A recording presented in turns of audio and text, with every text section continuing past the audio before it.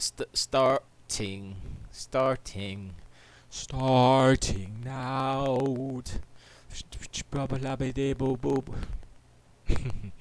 Words are hard. They're not hard, but that's how we do it. Oh, the camera's a little low, but that's okay. I can't hear. Hold on a second. Words are hard. Oh, they're not hard. Boy, it's crunchy. I don't care if it's crunchy though. It's worky. It's worky. So okay, there you go. I think I fixed it.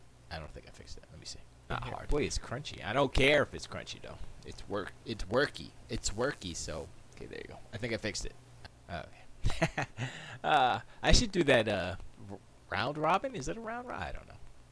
The one I did last week where I was just I was doing rhymes. I mean, not rhymes. I was doing like music over music over music. It was like, it was kind of cool. All right, so what I'm trying to do is put 6 different windows on a 1080p 40-inch screen. Can I do it? Actually, it's 1, 2, 3, 4, yeah, 6. Wait, I need Twitch here. Down here. Twitch. How many of us have them? Twitch. Something. I don't know the words. Word. Oh, let's see. Twitch. Yeah, it's crunchy. I don't know what to do. I mean, I'll just bring it back a little bit so it's not as crunchy. I don't know why it's crunchy. Maybe I should have restarted. I'm not gonna do that though, cause not because I'm lazy. Not because I'm lazy, but because I'm crazy. Maybe it's so hazy when I look at you.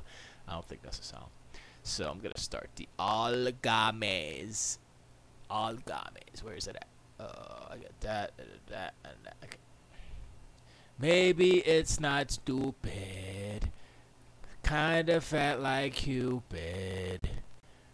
I'm a Timalupid. Yays. Okay, I did it. 1, 2, 3, 4, 5, 6. Although butt doesn't have a big box. Whatever that means. And I still haven't done the thing that I need to do for the thing that I need to do. And I said I needed to do that. Didn't do it. That's okay. R9 cast. I put cats. Because live. With no Sony hate cast this time. Okay? Let's just play. Let's just get this on the road. Oh, it's 8 o'clock anyway. Let's see if All Games is playing nice. Let's see. Let us. Kind of like lettuce, but let us. But not like lettuce. Hold on, I just messed something up. Okay, I didn't mess something up. I don't know what I just did, but that's okay. Let me see if it's working. Is it working? No, it's not working. I gotta re-up. Yes, I'm gonna leave. I wanna see All9 Cast live on the title. Not the company that made those. No, still not there. Still not there. It's okay though. But let us. Alright, see, it sounds good on All Games, so that's all I matter about. That's all I care about, really. As long as it sounds good on All Games, sound good to me. Nah, I mean, son, nah, man. And yes, I am late by an hour because I had stuff to do. You know what I'm saying? The whole world does not revolve around the All9 Cast. Therefore, ergo, some things require my immediate attention and have precedence over the All9 Cast. Ergo, therefore, I was late. The truthy truth is I totally forgot that today was Sunday. That's the actual factual truth. Thought it was Monday. Yep, thought it was a donut. Tried to glaze me. But yeah, I thought it was Monday. And I say, wait a sec, what is it? Oh, snap! But also I was doing the other thing as well, which was more important. So it was kind of a combo deal where I'm just not an idiot all the way around, just partial.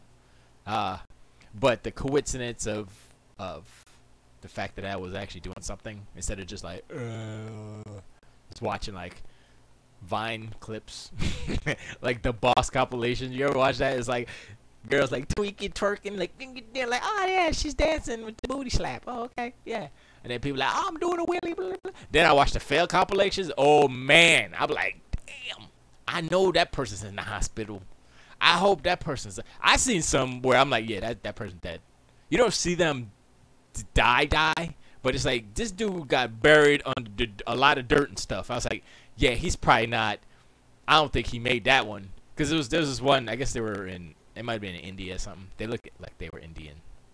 The Indian people of the continent India, country.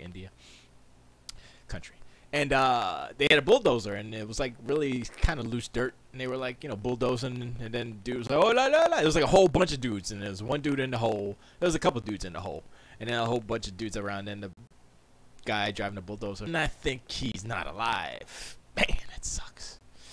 I mean, he didn't get crushed by the bulldozer. It was just dirt on him. So I was like, and it wasn't like rocks and stuff, so possibly if they dig him out quick enough, he could be okay, but they didn't show it. It's possible that they could have dug him out in time if he would have like kind of held his breath real quick and not inhaled like a whole bunch of dirt. Maybe I'm gonna pretend that he survived. I'm probably gonna have bad dreams about it now that I've went so deep into it. Pace says, what's exclusive coming to Xbox this year? Forza Horizon 4. The best racing game ever. Oh, you remember, Pace, when Sony had good racing games? Yeah, I remember those days too. I guess the PS3 was the last time they had an actual good racing game. I'm just saying. Drive Club. I'm sorry, it's just so hilarious to me. Drive Club, it sounds like a joke. I mean, the game was a joke. But it's like Drive, I can't say it without having laughter inside of me. Because I'm like, yeah.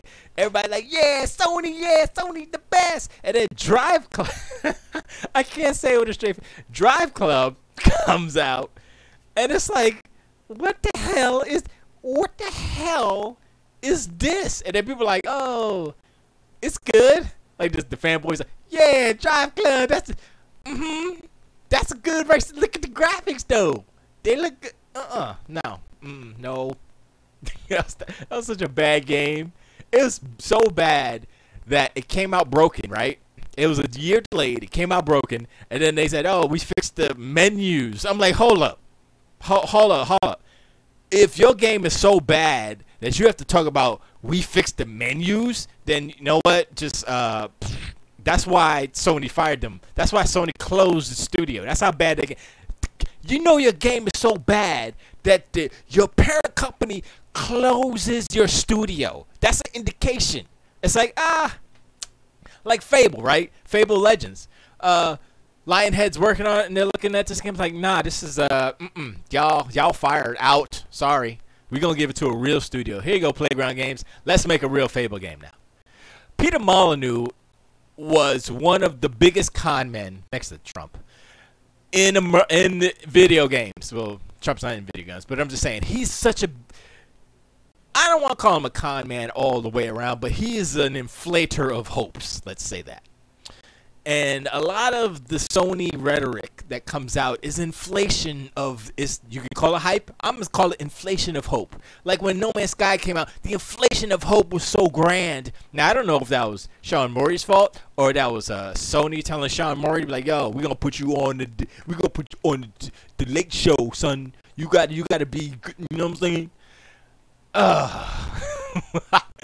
I don't want to laugh at No Man's Sky, even though it's still not the best game ever, and it's close to what it should have been 2 years ago. You want to talk about something coming out? Hey, yay, Sony games come out. Too bad they ain't done. Oh yeah, Drive Club, not done.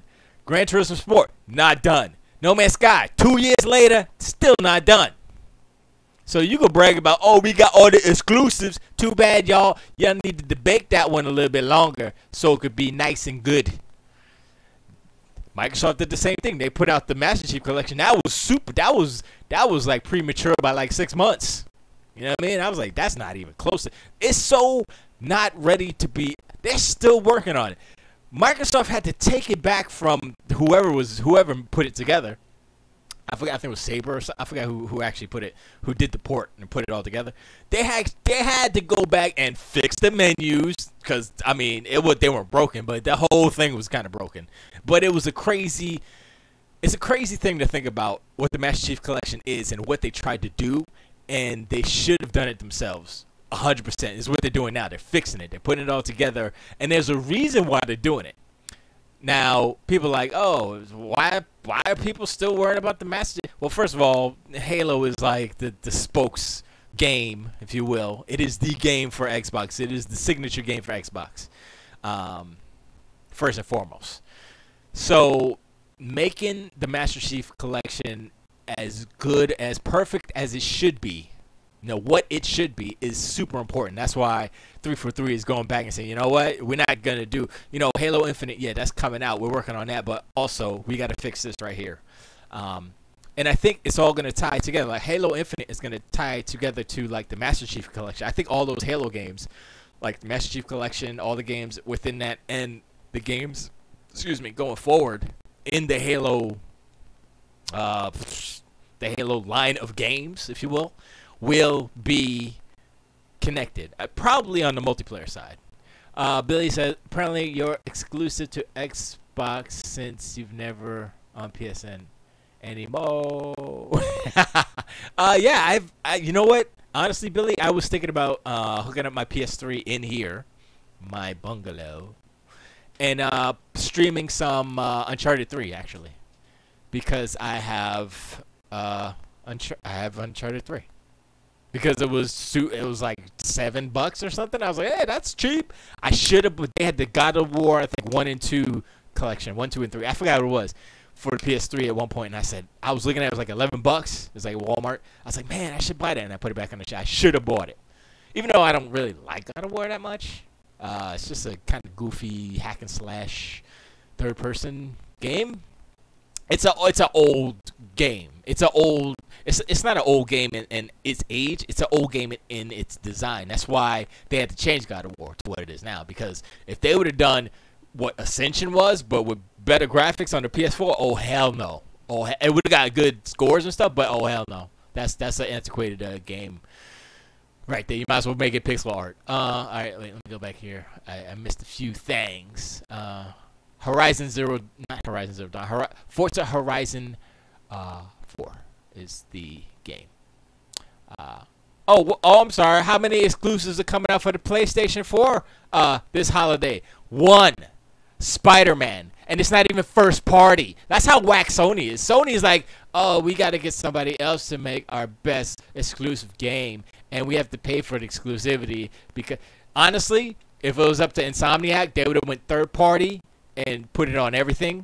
But Sony's like, oh, we're so insecure with our power because we're not powerful anymore, and Xbox is coming up like something. Oh my gosh, what are we gonna do? Oh, I know, we'll lock down the Spider-Man exclusive. They can't do nothing with that, but that. So that's what they do. And so now you're gonna have a Spider-Man game on an inferior system. You can't get the best graphics out of it. It's kind of sad. It's like, oh man, I wanted to play Spider-Man on PC and put that 4K with 144 hertz. You can't do that because Sony's greedy, Sony's stingy, Sony's all about the quote-unquote business. But being friendly to your gamers is part of the business. Having good customer relations, part of the business. So if you want to pretend that, oh, it's all about business, that's why they're doing all the things that are anti-consumer, you can keep telling yourself that, but yeah, that's not helping you in the long run. So when Sony goes to the PS5 and says, you know what, not backwards compatible, you got to rebuy them all over, guess what? I'm saying, are you gonna buy them all over, or are you gonna, I mean, I don't know what. Oh shoot, I pressed the button by mistake. It says meanwhile Sony has Yakuza, not first party. Firewall, that I've heard of it, but I don't know what it's about. Spider-Man, not first party. Maybe Tetris Effect, not first party. Dreams is first party, not coming out this year. So what's your point? Wait, is Dreams coming out this year? I don't even know what Dreams is. Dreams is like Little Big Planet Part 2, 3. It's an evolution. Look, those games do not do well. I don't care what you say. The only game that did well, that was a constructor game, was Mario Maker. That's it. Mario Maker was the only one because Mario. If you give me a generic game maker, it's not going to do well because you have to have creators to make. I understand. What the hell is the developer of Dreams? I don't even remember what the dev team. Well, that doesn't matter. It says more like Horizon Stereo. Yes, sorry, Stero. I'm laughing now. Ha ha ha ha ha ha. Dibble says, I'm Katie Pace. I know about the boring ass franchise. Is this Esgee arguing that Sony should be making games for? No, that's not what I'm saying. Horizon, Forza Horizon 4, not 3. 3 is the one we played. That's Australia. 4 is Britain. 4 has seasons. 4 is all the things that Sony fanboys wish they had in a racing game. A racing game on the car. They wish Sony fanboys wish they had Forza Horizon on there. They wish that GT Sport was a percentage of what Forza Horizon was because they got nothing. If you're a racing fan, a hardcore racing fan, you're like, yo, I want racing games. I want a fun racing game. I want a sim. Would you buy a PlayStation? Hell to the no. Why would you buy a PlayStation when the PlayStation racing games is hot garbage? The best, the quote unquote best, historically the best company, Polyphony Digital, made a hot garbage racing game. First party. What's going on in Sony? That's all I gotta say. I don't know what's going on. No first party. What does that matter? Also, Spider-Man is technically... No, it's not. Technically first party, my ass. Doom Plague, you're wrong. Technically, my ass is brown. That's the truth. Because it is. Technically, Insomniac is an independent studio. Technically, Spider-Man is a second party game. Which means Sony paid for the exclusive of the game. Now, the license, I believe, is first party. But that doesn't make the game first party because the game is made by another company. So it's like a weird, the IP is first party. The game is not made by Sony. So, that's like, like if for some reason Sony gives up the IP, gives it back to Marvel, and it's retroactive, meaning that all the past stuff can go either, Marvel, Disney owns everything from past, present, future, whatever. Then technically, Insomniac could port that to the Xbox One X, and it would be way better. Just saying. There is second party definite. First party publishes the game. That's first party. No. I'm talking about when I say first party is the console maker owns the studio that makes the game. That's first party. Second party is you contract it out. Yes, they publish the game, but there are many games. I mean, Minecraft is first party. That's on PlayStation. So I mean, first party, second party, third party. Does it make a difference? At this point, it's all semantics because there are plenty of games that are first party technically that are not exclusive. You know what I'm saying? So, like I said, Minecraft is first party.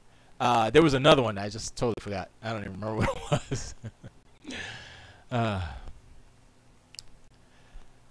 But yes, I understand where you're coming from, Doom Plague, but I will disagree only because of the sake of this whole exclusive argument. This changes stuff. There was another one. I'm trying to remember because it was Mass Effect. No, not Mass Effect. Mass Effect. It's. I'm trying. I can't remember what the freaking other game was. And it wasn't Mass Effect. What's the game? It wasn't the game I was looking for. So, see, that's where, I mean, because when you say, oh, it's a first-party game, you say, oh, okay, yeah, Microsoft is publishing it. Sony's publishing it. but who's making it? Does that matter? I mean, that's the question, right? Is who making the game matters when it comes to first party? I think it does, because there was a game, I can't remember the game, but I think Microsoft published it, and then it was released later on the PlayStation. I mean, they didn't publish the PlayStation version, obviously, but also the rights are never retroactive. Well, I mean, sure, but contracts are contracts. You can write a contract to say whatever you want it to say. So, ergo, therefore, if all the parties involved agree, then they can be. But GoldenEye is a specific example where it's a United Artists that own the movie rights, and then Nintendo. I know Rare made the game for Nintendo. So, and Nintendo's you can't negotiate with. They're freaking evil. As much as they're beloved, they are evil. I think they're more evil than Sony. Because Sony exists only the PlayStation the PlayStation exists because Nintendo is so evil. That's why. So that's why I say Nintendo's probably the most evil company in video games. Out of all the three, you may say no, they're not. They make kiddie games and they're for the children. I don't know, man. They did some devious stuff back in the day. They stabbed Sony in the back. Oh, COD Warrior 37, what's up? Thanks for showing up. I appreciate. Yes, I said it. Nintendo's evil. I mean, dude, they went after all of the freaking emulator play peoples and stuff, and I'm like, hold up, okay, I understand what they're doing because they have the rights and people distributing. I get it, but now, right? Say if I want to build a Sega arcade main machine, right? And I'm like, all right, how am I gonna get these ROMs? Now I have a version of Power Drift. I have two versions of Power Drift. I have a Nintendo DS 3DS version, and I have the Sega Saturn version. Well, I want the arcade version. I think I have it on one of my old computers, but the point is, I want to obtain these things legally. I don't think I can. Is that a fault? I mean, that's not Nintendo. That's on Sega. So I'm going to do something where I'm going to go and say, yo, Sega, can I buy these from you? Can I buy these ROMs from you? They should have the ROMs. They probably don't, so they're probably going to send me, they're probably going to go download it from one of these emulator sites and then send me the link and I send them some money. I don't know what it is.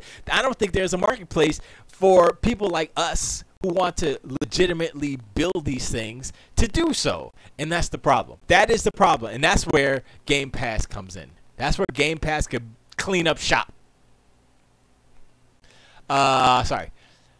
Dumplex says, as someone who deals with Microsoft at work on a daily basis and how evil they are, I take offense to this. There are all kinds of places to get ROMs, and Nintendo didn't go after anyone for offering. So, yeah, but that's not what's happening. Doomplague. What's happening is everyone is seeing what Nintendo's doing, and they're closing up shop. It's like just a domino effect. Butterfly. Whatever kind of effect you want. So Emu Paradise closed down. They didn't close down. They took all the ROMs. You can't download their ROMs off of their sites because they're afraid of getting sued. And so it's not like, the thing is like they could have took down all the Nintendo ROMs, right? But then, I don't know, Capcom could have got the idea and be like, oh, let's do what Nintendo did. You know what I'm saying? Let's get our lawyers. And then it's just a continuous cycle. So they said, you know what? We're not going to take any chances. We're taking everything down. So it's not just about, oh, Nintendo's just targeting these couple of sites. They literally locked. I forgot what the first ROM site was, where they shut them all down. Even though it wasn't just all Nintendo stuff, they shut everything. That whole site is gone. But Emu Paradise did it voluntarily, so they wouldn't get got like the other one did. And yes, it was just Nintendo doing this, but now I can't go to Emu Paradise and get a Sega ROM because Nintendo scared them. You know what I'm saying? And they were like the two. Emu Paradise was like the biggest one. So you're like, okay, let me go to some little rinky-dink ones. Maybe they don't care. Maybe they'll probably have some proxy sites or whatever bouncing all over the world. There'll be a way to get it, sure. it'll probably be more difficult. Sure, I'd rather be like, yo, Sega, can I get these ROMs real quick? I want this one, this one, this one, this one, this one. Give me 5. Give $59.99. Give me 5. Do like a a la carte. Any 5 ROMs for $59.99. I would be down to clown real quick. And give me crossplay with PC and Xbox One X. Super down to clown. I'd be like, oh yes, that way I don't have to build anything. I can still build an emulator and throw it on or a little PC or whatever, little arcade thing, and throw it on there. That'd be cool. But yeah, Doom Plague. Okay, we'll see how long VimNet is around. I'm telling you, all these sites are shook. Pirate Bay got. I mean, there's other ways to go get them. Doomplay says you want to pay people for ROMs they don't own. No! I want to buy ROMs from Sega. I want no Nintendo ROMs because they kiss my ass. I want Sega ROMs. I want the arcade ROMs. I want no Genesis ROMs. I don't want the Genesis collection. I haven't bought that for the Xbox One X yet because I don't think I am going to buy it because it's the same damn game from the 360. And they haven't made that backwards compatible, which is making me angry because they're putting out this hot garbage.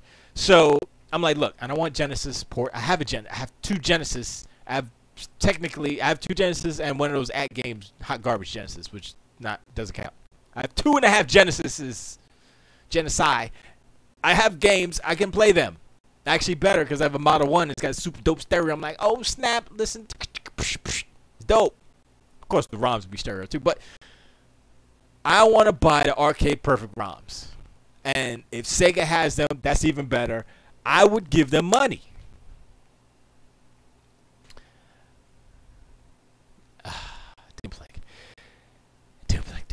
This is what I want.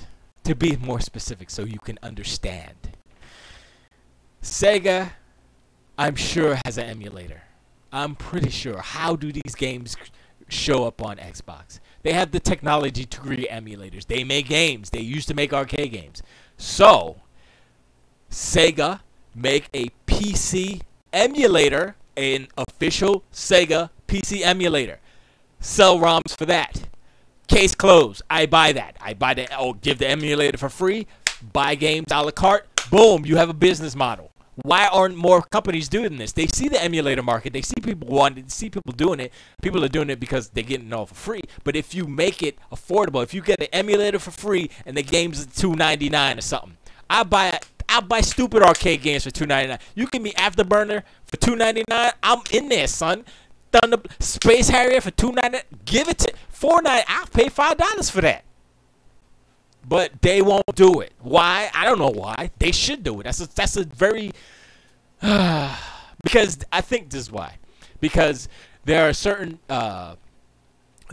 marketplaces that exist. Steam, Good Old Games, Origin, whatever the Xbox marketplace, Sony's store, PlayStation store, and that's all. They're like, oh, this is what we'll do. We'll do this. We'll do this. Instead of being like, okay, wait. If I'm just saying Sega, for instance, but we can say any third-party company. So if Sega makes an emulator, right? So the emulator is the software, is the virtual Genesis, is the virtual arcade machine, if you will, right? They make the Sega game player joint, whatever they want to call it, right? The Sega Master System X, doesn't matter. They make that. They say, okay. We're gonna have a Steam version of the Sega emulator. We're gonna have a Xbox version of the emulator. We're gonna have a PlayStation version of the emulator. We're gonna have a Wii version of the emulator. We're gonna have a Linux version of the emulator. Give it all out for free, or you know what? Charge $5. Doesn't matter. And then you say, okay, you want some games? Here's some games. There are other games that actually made this model, like Pinball Effects or Zen Pinball. Same thing. They made a pinball shell, and then they said, boom, boom, here's games, cheap, here you go. And people are like, oh, snap, this is all right. You know what I mean? And you buy whatever you want. You just got a whole big giant catalog, you buy them. And it's good. I'm like, why can't Sega, why can't Nintendo, why can't all these other arcade, Taito, Capcom, Sega, anybody else do this? I'm like, I don't get it. Is it so difficult to make an emulator? You guys are making games left and right. I don't get it. I don't get it. I don't get it. Hold on, let me see.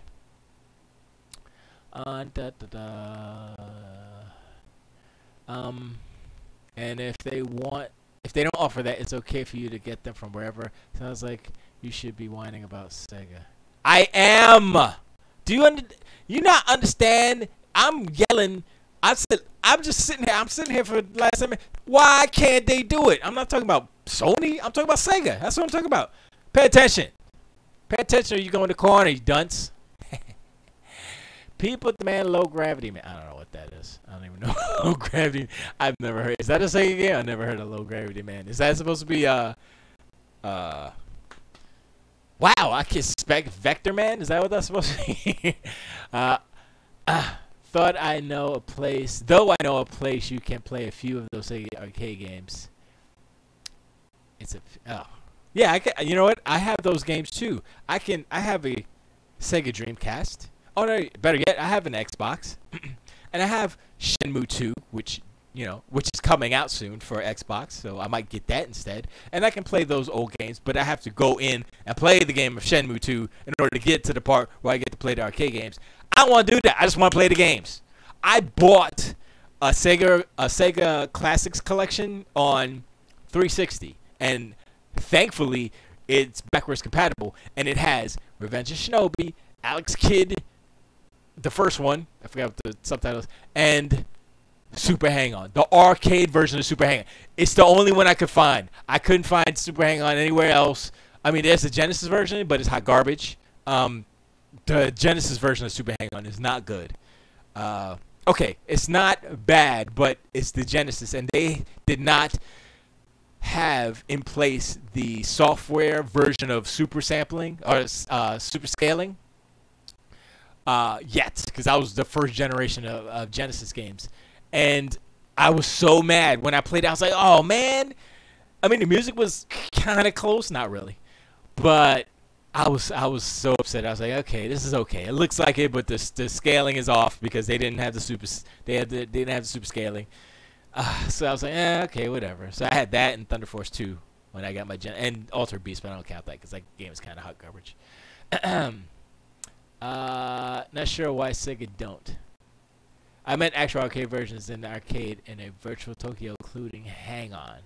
Was it Super Hang On? I don't remember because those games. No, in Shenmue, the first Shenmue Hang On, it was Hang On, Space Harrier, and I think it was another one. But I know Hang On and Space Harrier were in Shenmue 1. Shenmue 2 had Outrun, and I think they had Hang On and I think Afterburner. I think. But no, Super Hang On was separate.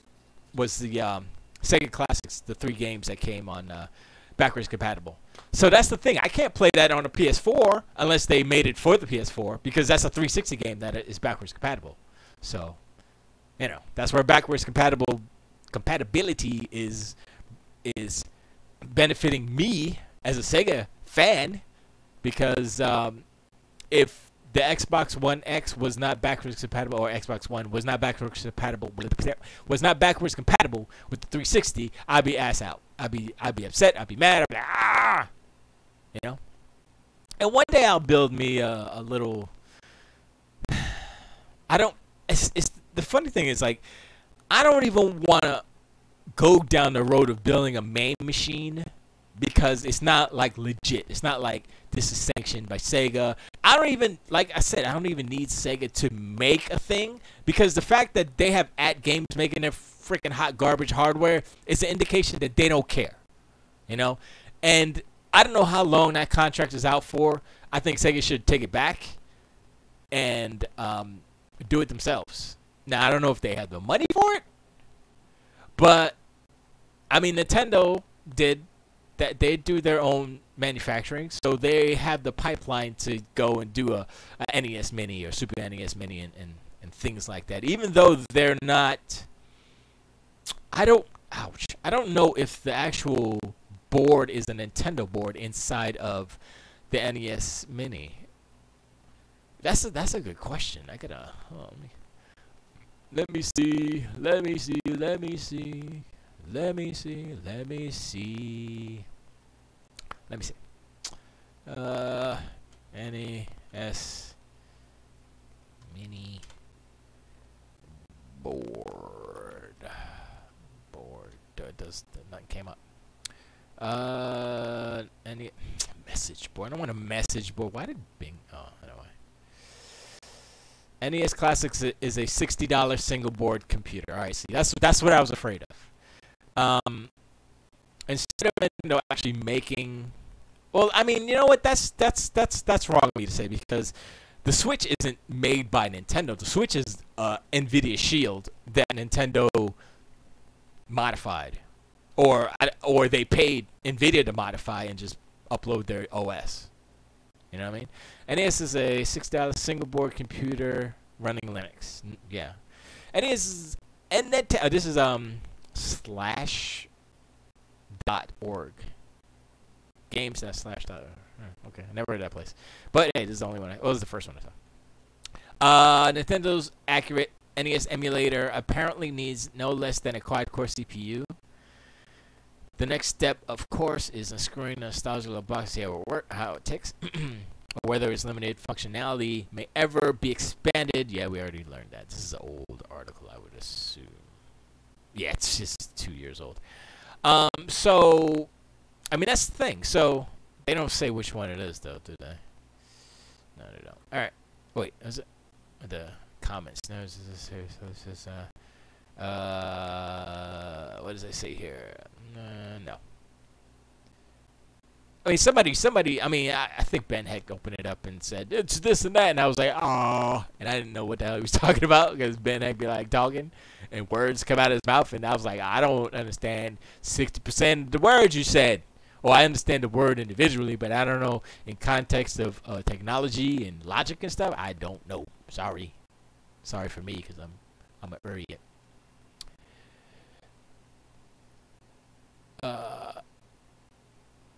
Anyway, so that's my main gripe about, I guess, the industry and how it is, how the industry is today as it stands. Like, we have the technology to make. I mean, these companies have the ability to make money. It's just like, I understand their businesses, so Sega might be like, yeah, we got out of the hardware business because we were losing our shirt, but that was because of the Genesis. At the end of the Genesis going into Saturn, they screwed up. They screwed up big time. And I'm like, what?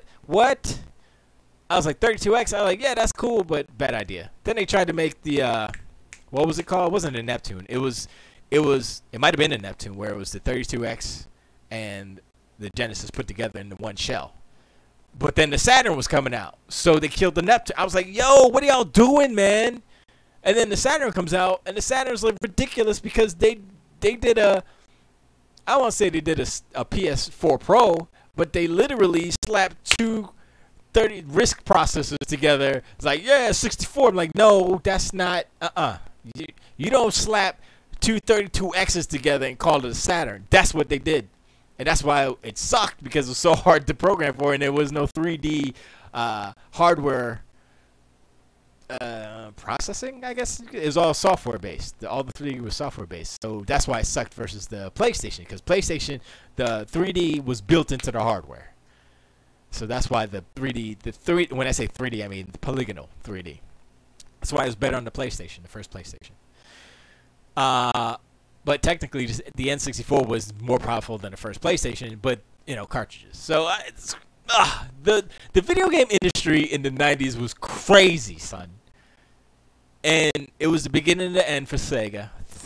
Bit my lip. Beginning and end for Sega. The Dreamcast came out. I was like, oh my gosh, they're back. Sega's back. Yes. And the Dreamcast was so nice. Dreamcast was like, oof. So it's like you turn it on, it's like bling. It's like first you hear the Dreamcast. And you're like, oh, that feels so good. You know when you hear a sound, you're like, thank you. It's like feel good all up in here like that. And then the menu will come up like, boom. It's like light blue background, little icons floating. Like, oh, that's so pretty to look at. Dreamcast. And there was a little white box. Well, I had the white one. And, well, cream, if you will. But it wasn't white, but, you know. And I was like, ah. And then a year later, it's like killed. 18 months later, boosh. Peter Moore said, yeah, it's over. See you later. And he went to Xbox. I was like, ah, why? And it was because of EA, I believe. It was the sports games or something. It's so bad. And then 2K, which 2K came out on the Dreamcast, and it was killing it. It was like, yo, this is way. Was it? No, that was after.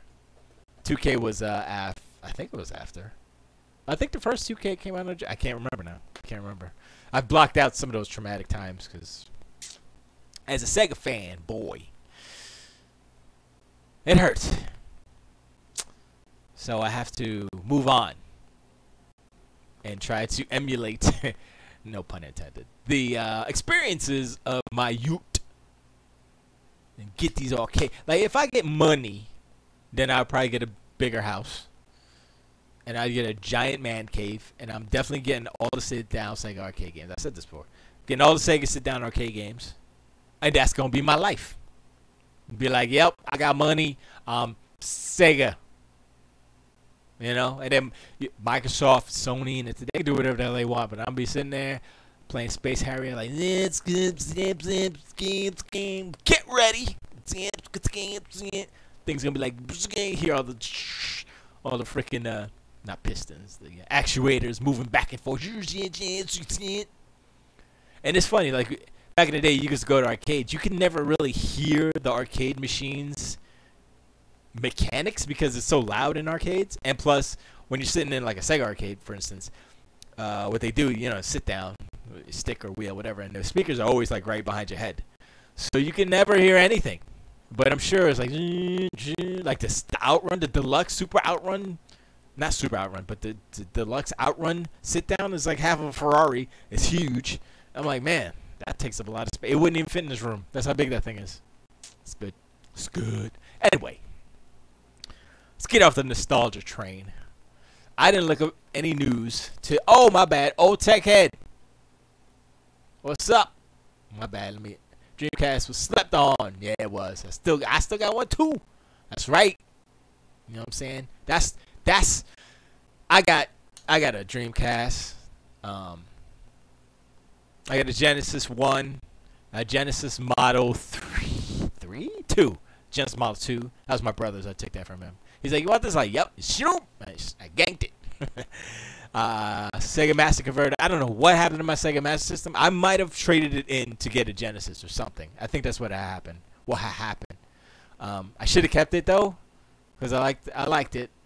Aesthetically, the Sega Master System looked good. It was just so underpowered. It was just like, but I mean, at the time, it was. Anyway, I had a Game Gear broke. Went to get it fixed. Broke again. So, I mean, ultimately, I might have to actually start learning how to fix these things myself. So, I don't know. But I was actually looking at the whole Atari box or Atari VCS thing. I was watching I watching a video on it, and from I guess it was 2000 and whenever the company that owns Atari now I think it was in 2014 or maybe 2016. I think it was 2014. Kind of the lineage from when they acquired the Atari name and license, I guess, to today. And the Atari VCS or Atari box, whatever they call it now, is the latest in a line of ways that they're trying to just slap the Atari name on stuff, on like cheap Chinese. Because back, I guess in 2013 they tried to do it. They acquired it in, I think, 2013, 2014. So they acquired the name back then, and they took all these like Chinese products and slapped the name on it, basically. And it was like phones and tablets and like little. I was like, okay. That's the thing. Same thing Sega is doing basically, except it's just at games, and they I guess the newest version of the Sega Master System, the Genesis, the HD one that looks like an actual Genesis, is the best version so far. And they actually fixed the sound. As far as I know, they fixed the sound on it, which is cool. But no, it's still not. No, it's what is it, $60 or something like that? And I'm like, nah, I'm not for Genesis stuff. If it was a box that just said Sega on it and it had all the 19 from 80, 83, 84 to 89 Sega games, arcade games, which is, I don't know, maybe 10. Oh, it's probably more than 10, but if it was like that, I would pay $60 for that because I want those games specifically. And I want the arcade versions specifically. And like I said, I know there's a way to do it, but, you know, give it to me, give me HDMI out, I'm good. That's all I ask, you know. So, it's just, it's frustrating. Because I'm like, okay, Spider-Man's coming out, that'll be good. Red Dead's coming out, that'll be better. And I'm not just saying that just to hate on Sony. I'm saying it because look at what Sunset Overdrive was, right? And then look at what, I don't know, Red Dead, the first one was. Which one's better, Sunset Overdrive or Red Dead Redemption? Almost everybody say Red Dead Redemption. I'll say Red Dead Redemption, even though I liked Sunset Overdrive.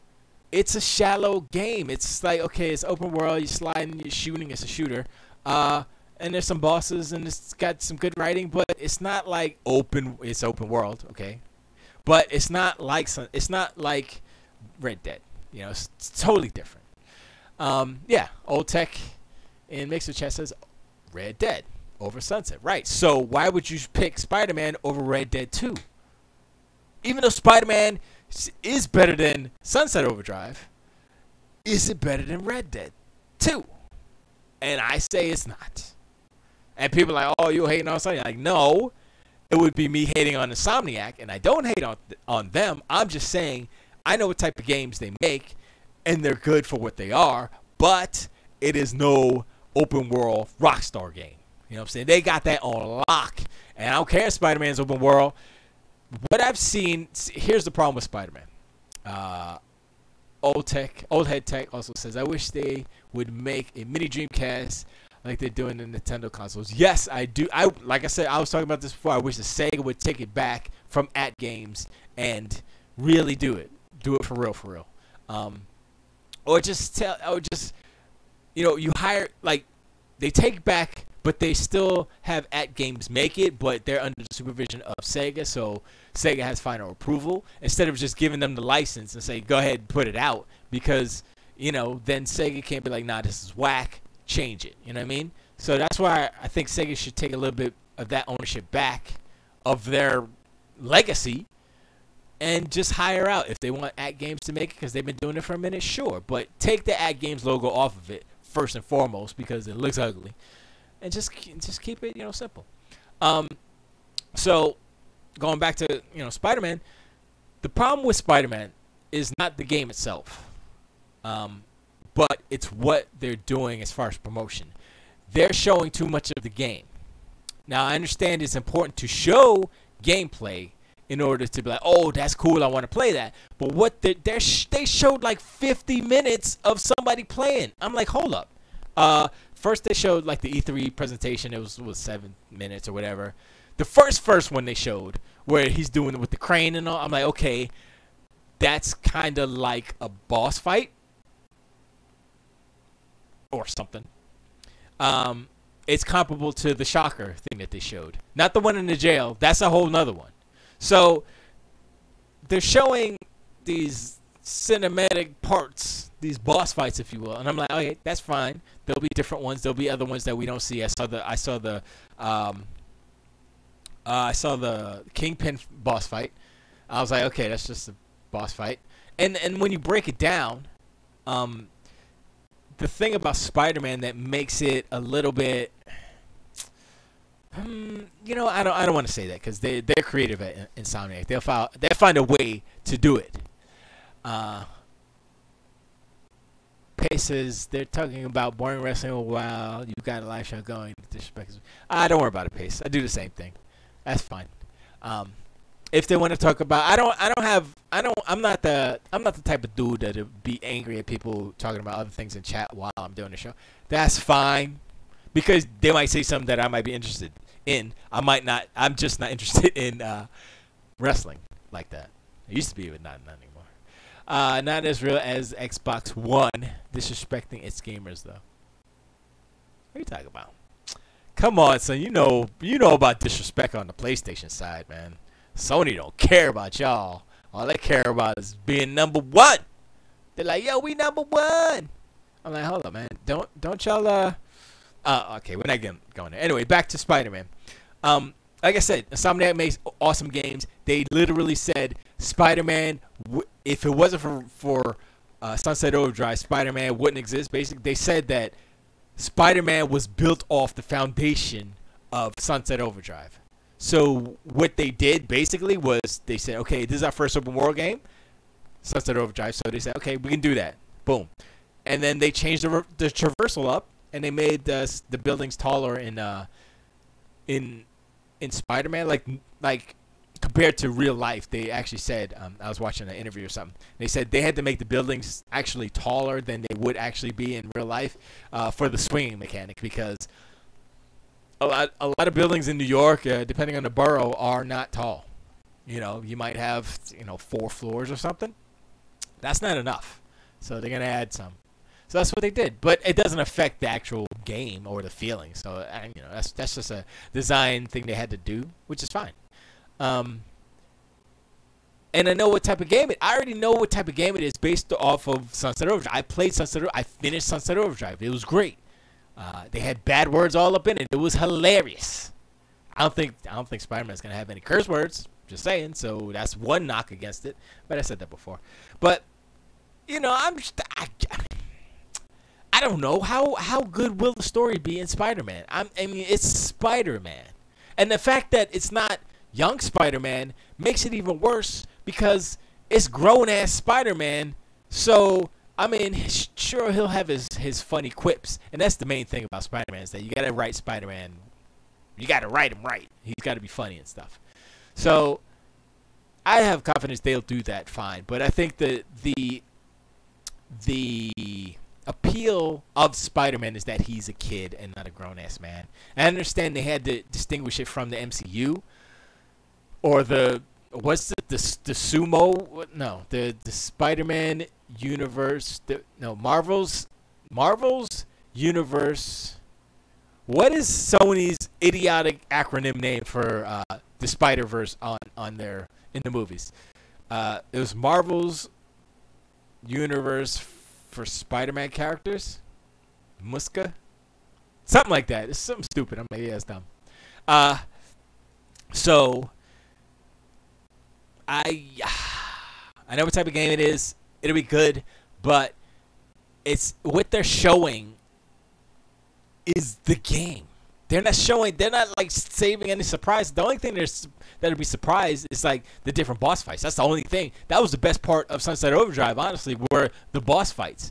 The online was, I tried to play it like once. I was like, I don't like this, because it's kind of just like it being in the open world, but it's weird. The online for Sunset was weird, and it's done now. The servers are closed down, but I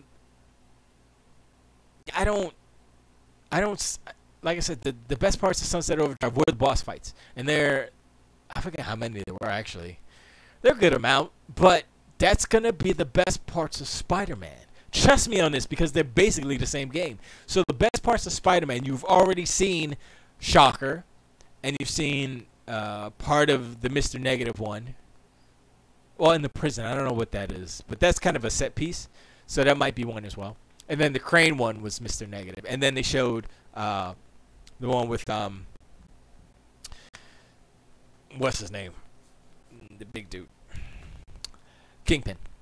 So you got Rhino, Scorpio, the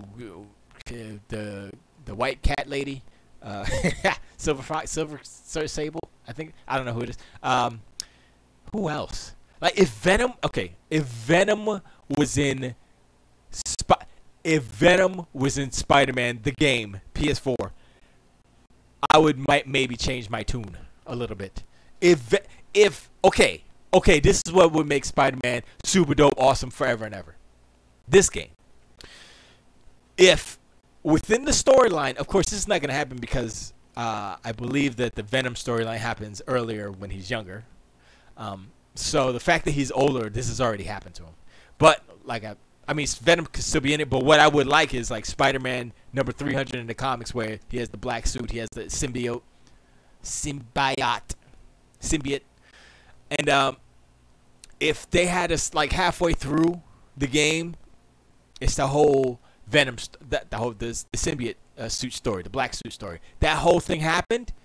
And then he's like, "Oh, I got this new suit. It's cool." And then he starts to get angry, and he's like, he's arguing with Mary Jane, and he's slapping Aunt May, whatever. Well, he wouldn't slap Aunt May; she's old. But I'm just saying, things will happen. I'm like, "Where, Peter? What's wrong with you?" I don't know. And then he realizes it's the suit. And then he fights with the suit. He's like, rips it off. He's like, And then the suit's like, "Oh, we are Venom," whatever. Well, it wasn't like that, but you know what I'm saying? That would be crazy dope if that was in the middle, and then the suit goes and gets Eddie Brock, and then Venom is like, boom, and he's got to fight Venom? Come on, son. That would be dope. That would be nice. For like a little middle section, that would be crazy nice. I mean, that's like a giant part of a game, honestly. But still, games can be 30 hours, so that could be a 10-hour stint in the middle. Right? I think so. I mean, how long are you going to fight, like, Scorpion? Or freaking Rhino? How long are you going to fight them dudes, for real? You know what I'm saying? But Venom is, like, different. And plus, I don't even know the whole story about the symbiote. As far as its memories from when it was with Peter Parker versus when it went to Venom. Because I know it still had the web slinging and stuff from... when that's why Venom has it too, because it assimilated it, I guess, from Peter Parker. I'm not too just with the facts on the Marvel stuff or DC, but I know I have a tertiary understanding of all these things. But I'm just saying that would be cool. Now, did that happen? I don't know. Is that in the game? I would think that they would show that. Since the Venom movie's coming out, right? Because Sony likes to spill all the beans before they freaking... Dude, that latest Venom trailer made me so angry because there's like a spoiler. And I was like, God dang it, Sony. But I was watching it because I was like, I want to be sold on this. So let me look at it again. Let me look at a new trailer. Is this really going to be a good movie? And then they showed the spoiler. I was like, God dang it, Sony. God dang it, why? So I'm like, it might be okay, but I don't really think so. I'm like, nah, son. But, the point is, Red Dead, pedigree-wise, Red Dead makes bigger, grander games. And I honestly would rather be walking around the wilderness and doing what I want as a character in this giant open world than being Peter Parker walking around New York, not being able to do as much in New York because of the type of game it is. You can't have an actual New York where every store you can go into, are they going to have Kentucky Fried Chickens or Taco Bells, like Crazy Taxi? Are they going to have licensed stores? Probably not. They might have a Sony store. You could go in and look at some... I was going to say Bios. They don't sell those anymore. It's a PlayStation Vitas. Oh, look, there's a Vita. Look at that. Like, Peter picks it up. Oh, that's cool. The new phone. I know for a fact that Peter Parker is going to have a Sony Xperion phone, which nobody has. I mean, nobody has freaking Microsoft Windows 10 phones either, but I think the problem with Windows 10 phones is that they call them Windows 10 phones.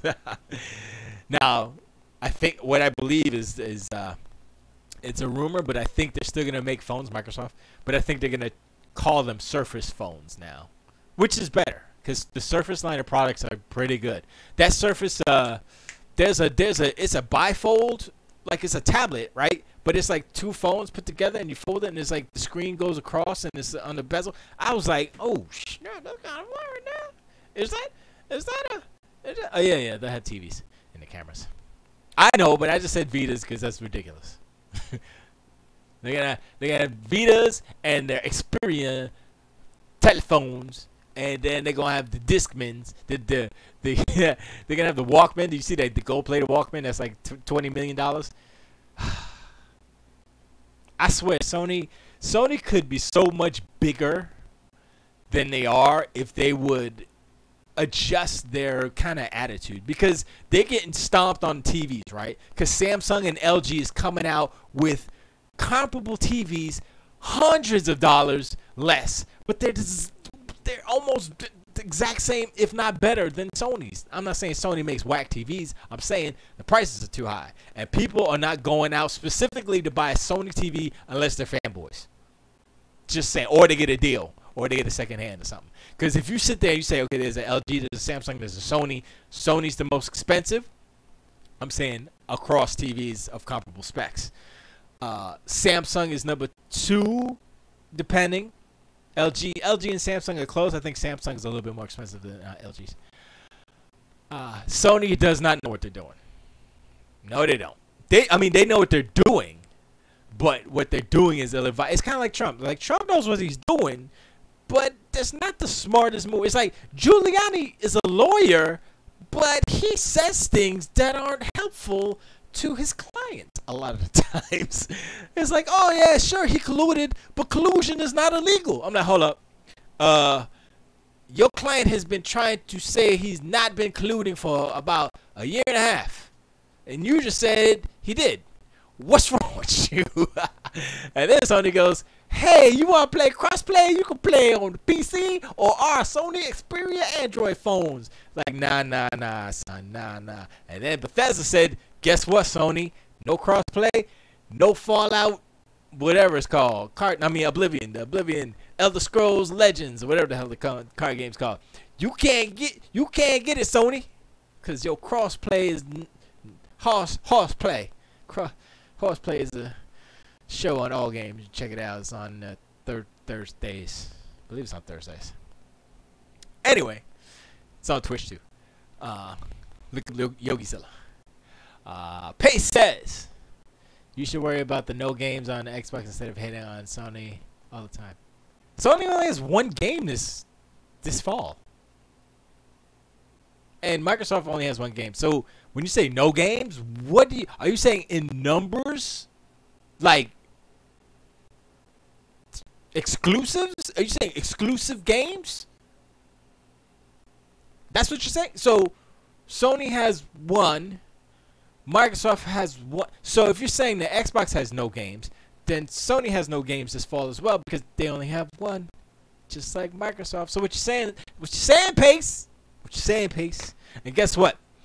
Gonna be playing Forza longer than Spider-Man. Spider-Man is a game. See, here's the thing about Spider-Man. I don't think y'all realize, and I said this I think last week as well. Firewall Zero. Nobody knows what that game is, so stop saying. Tetris Effect. No one cares. That's a Switch game. Stop playing yourself. Yakuza is the only game you can say, and that's exclusive. But like I said, Sega wants that money. I think it's gonna come to other places. Let's just say that if Sega was smart, but they're not smart. But you still only got one game. That's Spider-Man. Nobody cares about them other games that nobody heard of. Yakuza. But Yakuza's getting played out too. So Sega's gotta be careful. They gotta be careful with that license. They gotta, like, okay, we got a good thing going here. Let's not ruin it. Don't ruin it, Sega. That's all I'm saying. You have a legacy, and you have a legacy of ruining things. And it's been a while since Sega ruined. They ruined Sonic a while ago, right? They ruined their hardware business a while ago. Yakuza's doing good for them. Don't ruin it, Sega. That's all I'm saying.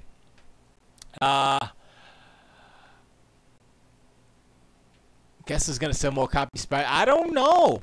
I said that before. I said Spider-Man's gonna sell more copies, and I don't know anymore because, okay, so say if Red Dead has the same kind of online that GTA 5 has, and it's like somehow better, which I don't know how they're gonna do that. How many units has Grand Theft Auto 5? Too many. Too many. How old is that game? When did it come out? 2011? 2012?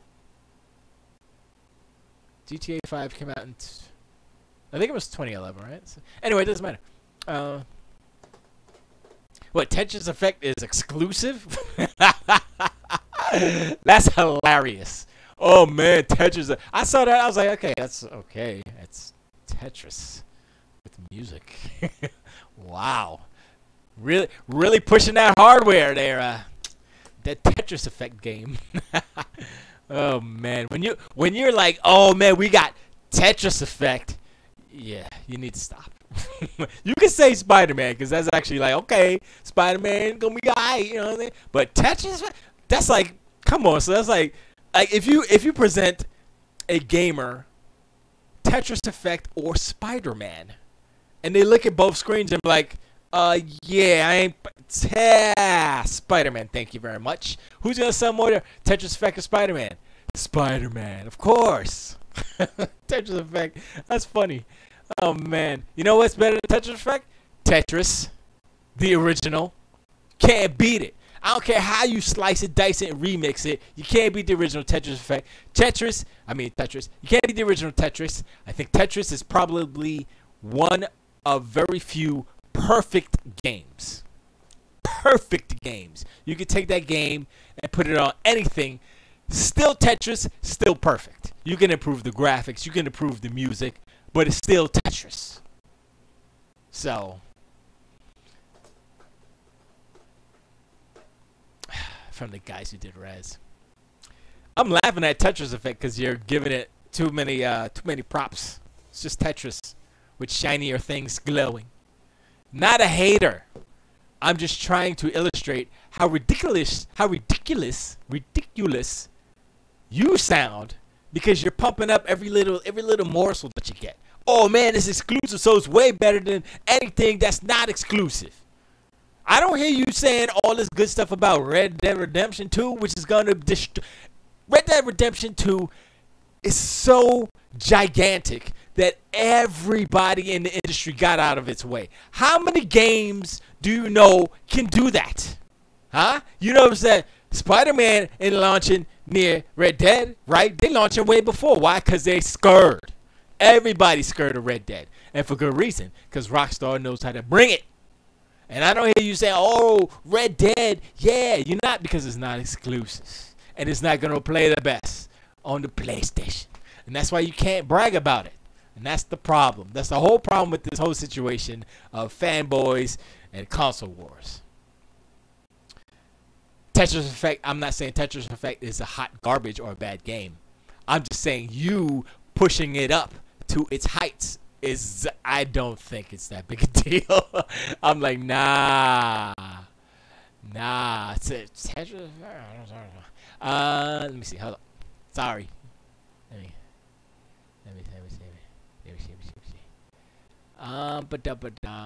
if Tetris Effect was on Xbox, you'd be raving about it. No, I wouldn't. No. See, you're wrong there because puzzle games are okay, but I'm not gonna be like, oh, this is the best game ever. But I was playing threes for a while. I was like, this is cool. It's got little voices. That's great. But nah, I'm not gonna like, oh man, I gotta wait online. Okay, we don't do that anymore. But oh man, I gotta get that day one, son. I'm gonna stream Tetris Effect for 12 hours and get to the end. No, come on, son. That's not how it works.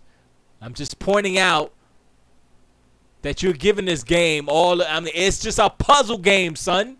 I don't care if the dude made Rez. You know what else he made? He made Child of Eden, which is a better version of Rez. Are you bragging about that? No, because it's exclusive.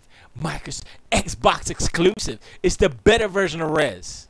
Only reason why Rez is getting all the props and stuff because it got Res Infinite and stuff, and nostalgia. But game to game, Child of Eden is a better game than Res. I'm gonna just say it right now. I played Res first, and I played Child of Eden. I was like, yeah, Child of Eden is way better. Way better graphics, music, the colors. It melts, it blends the polygonal 3D art with videos and the girls like that. I was like, wait, is that? I couldn't tell. I was like, oh shoot, that's video. That's kind of dope. It's dope. It's crazy nice. I'm like, yo, this is way better than Res. Way better. But then people are like, oh, but the music is better in Res because nostalgia. I'm like, whatever. Freaking doofy face. Sorry. You're going so fast. I need to go back. Gonna sell more copies. Oh yeah, I saw that day. Yeah. How dare you tell me what to care and not care about? What are you talking about? I'm getting firewall. I'm getting. Oh yeah, right there. I'm not a hater. I'm pointing out the. I mean, you're hating by calling me a hater. Is that how it works? No, that's not how it works. I'm just saying you're overemphasizing the importance of Tetris Effect. The importance of Tetris Effect is that it's a Tetris game. Not because they remixed it and they changed this and that and that's the top and the bottom, but they flipped that around and put the music. No. It's a different spin on the formula that's tried and true. So you're making, oh man, this is great. Pac-Man. Like, yes, Pac-Man. Pac-Man DX. Yeah, it was cool. Better music. Still Pac-Man. It's great, yes. But you're like, oh, no. It's a little game. It's not. It's not a Red Dead. It's not a Spider-Man. So don't make it out to be. That's all I'm saying. And that's just my opinion, because puzzle games, they'll entertain you for a minute, but then you're not spending 1,000 hours on a puzzle game, usually. How dare you laugh at Tetris Effect? Yeah, I laugh at Tetris Effect. I laugh at Tetris Effect, and I laugh at, what's the other game? I don't remember.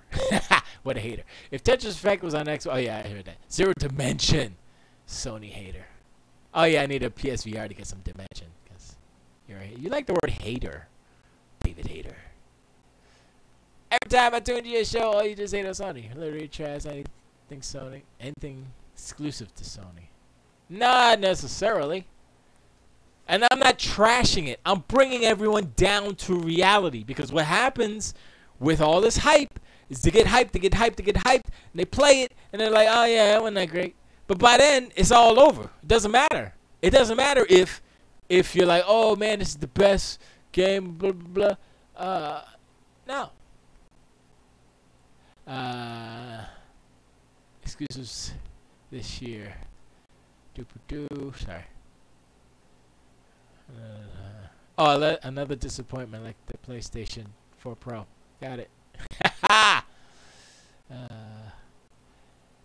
I need to just not tune in so I can't feed your Sony hate. You should get a show, Pace. You should do a show filleting Sony because you like them so much. or you're so offended by someone who doesn't like them as much. That's more accurate. The fillet hate. I hate fillet.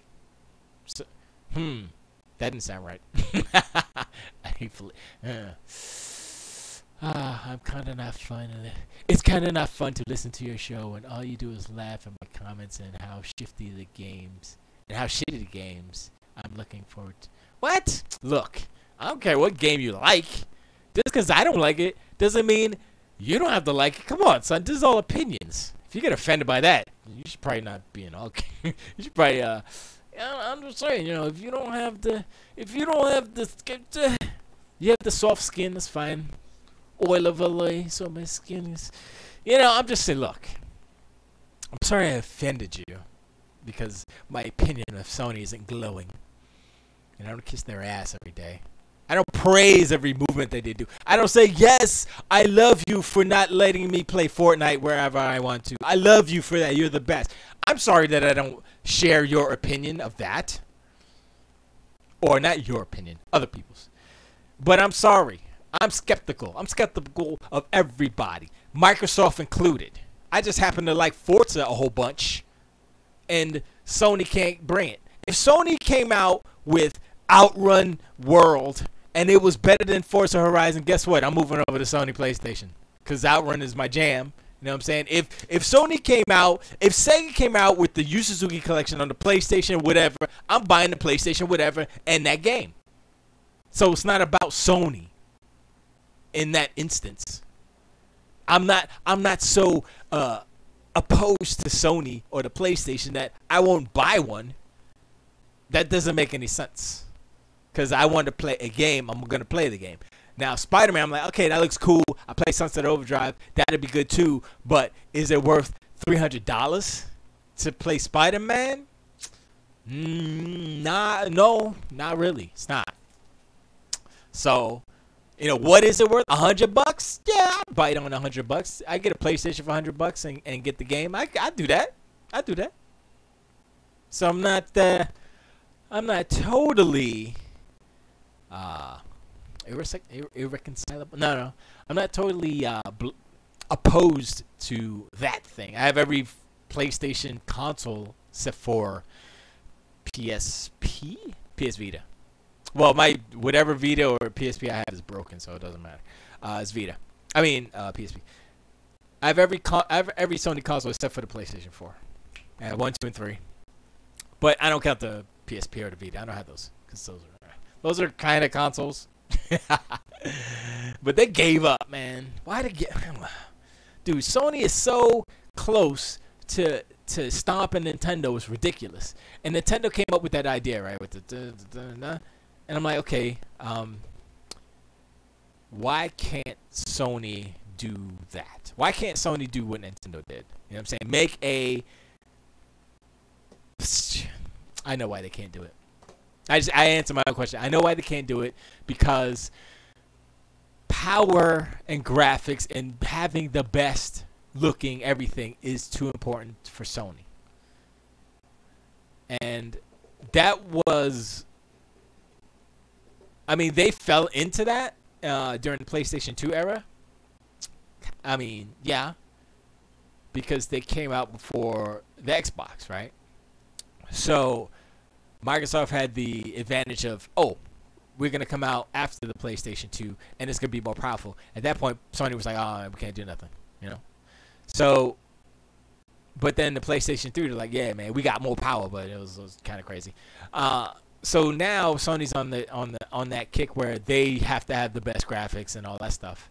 But so is Microsoft. So it has become more interesting in that respect because it's like, oh, okay, so Sony's like, yo, Microsoft came up and they did better than us. Too late because we got all these consoles, so we got 80 million. So, but still, the X is way powerful, more powerful, blah blah blah, right?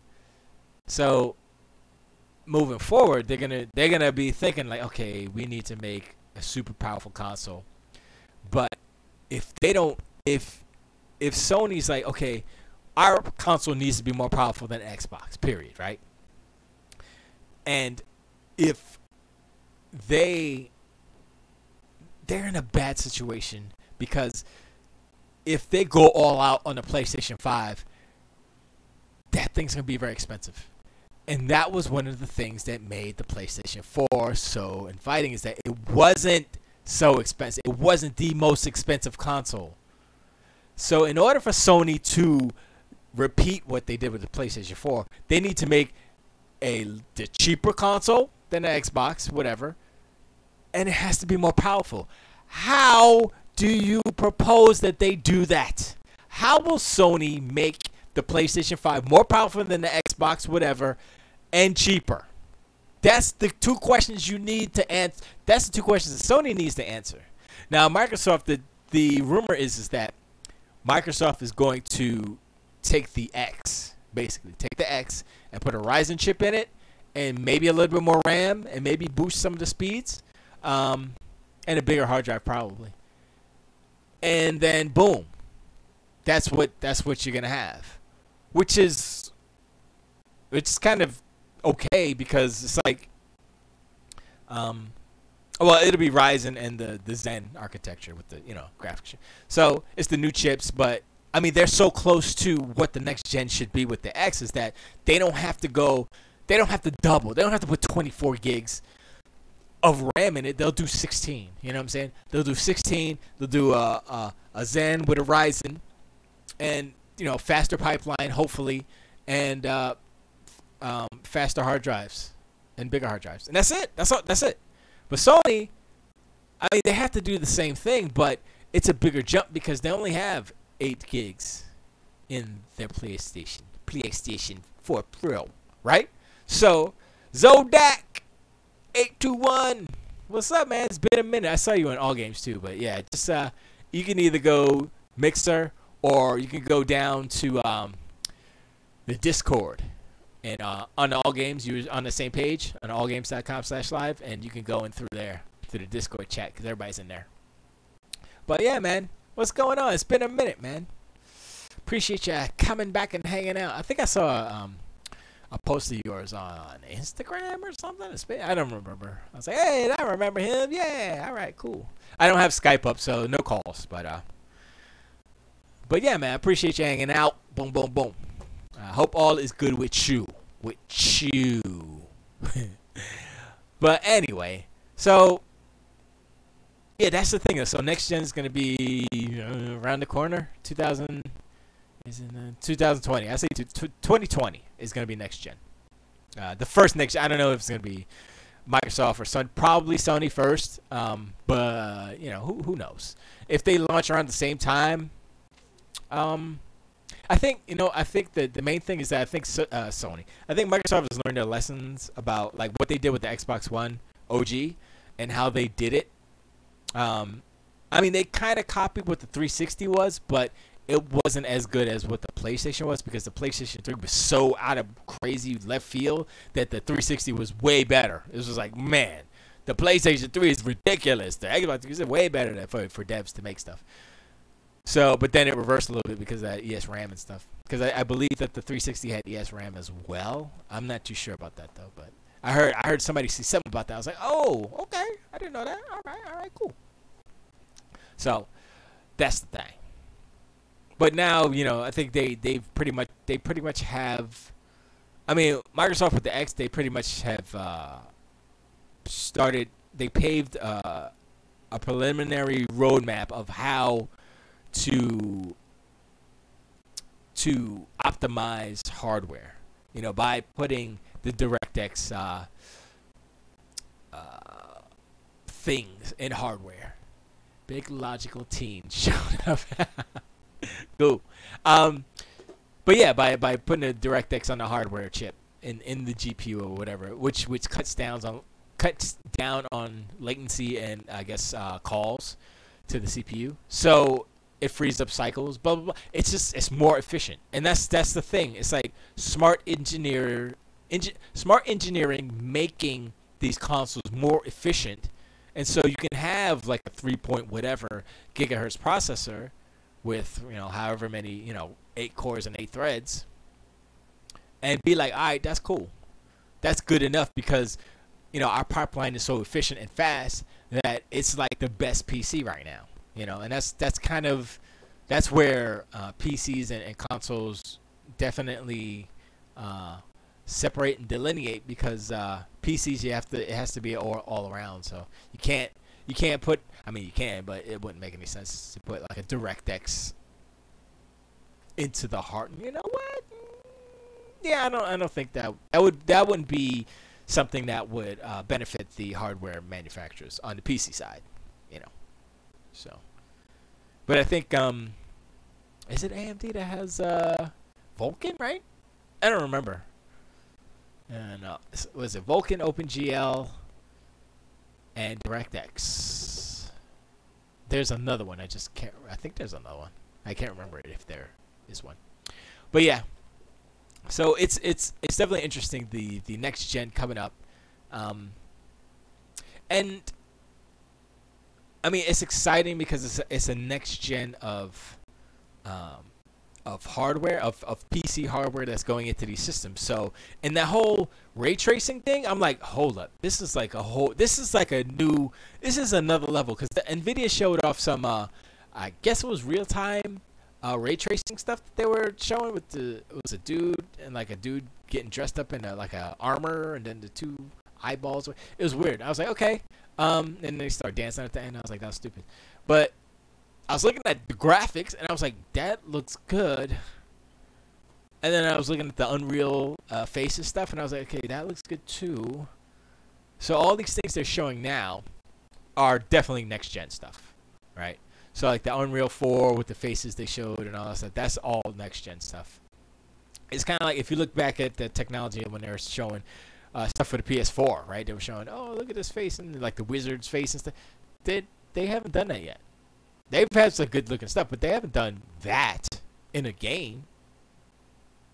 So whenever they show stuff like in a current generation, it's for the next gen, especially Sony, because they always kind of over promise on like the fidelity and stuff. I'm tired, fidelity and it's like, okay, that's close, but nah, it's kind of like the not resistance, Killzone 2. I was like, yeah, wow, look at that PlayStation, sold you a lie, and I'm like, wow, that's not right.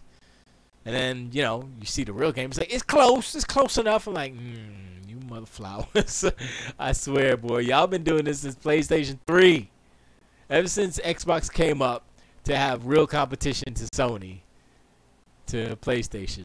Y'all been trying to defend them. And sometimes it's warranted, but sometimes it's like, no, that's not, no, they lied to you. They're trying to, you know, take advantage of your fandom, and you're letting them. That's my main problem, really. Is that Sony feels that they're so far in the lead they can do whatever the hell they want, and that's wrong.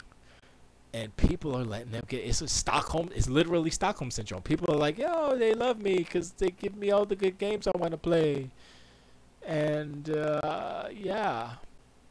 Who cares about crossplay? Like, what? Are you serious? Really? Okay.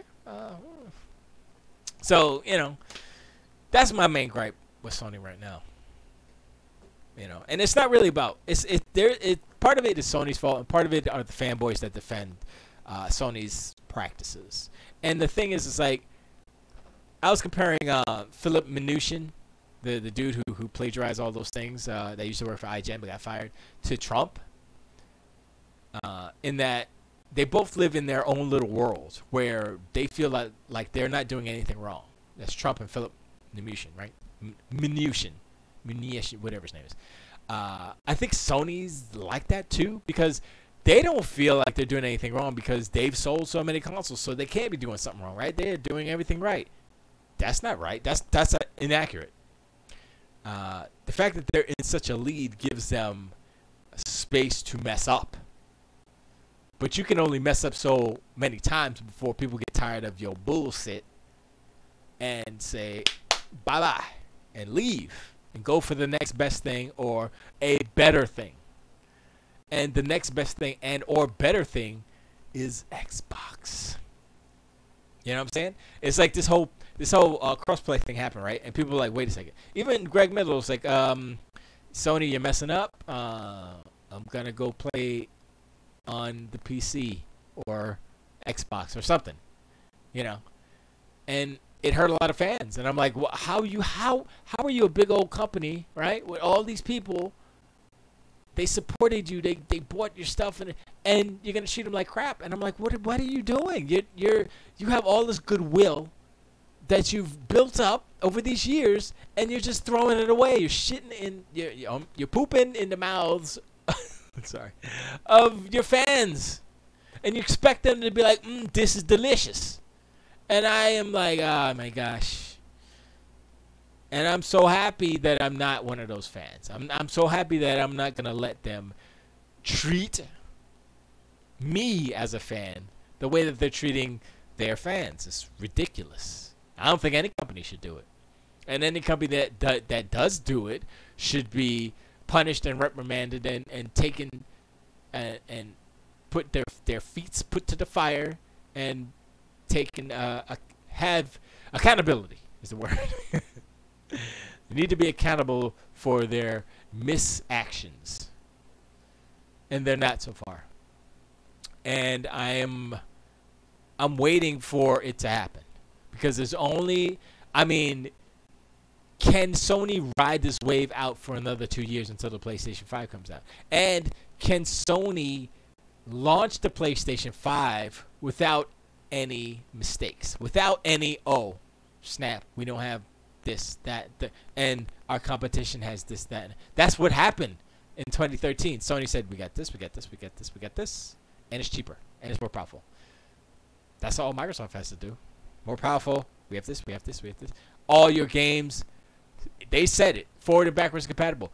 It is knowledge. It is common knowledge as an Xbox player, as an Xbox One owner, that all my games from my Xbox One will play on the next Xbox.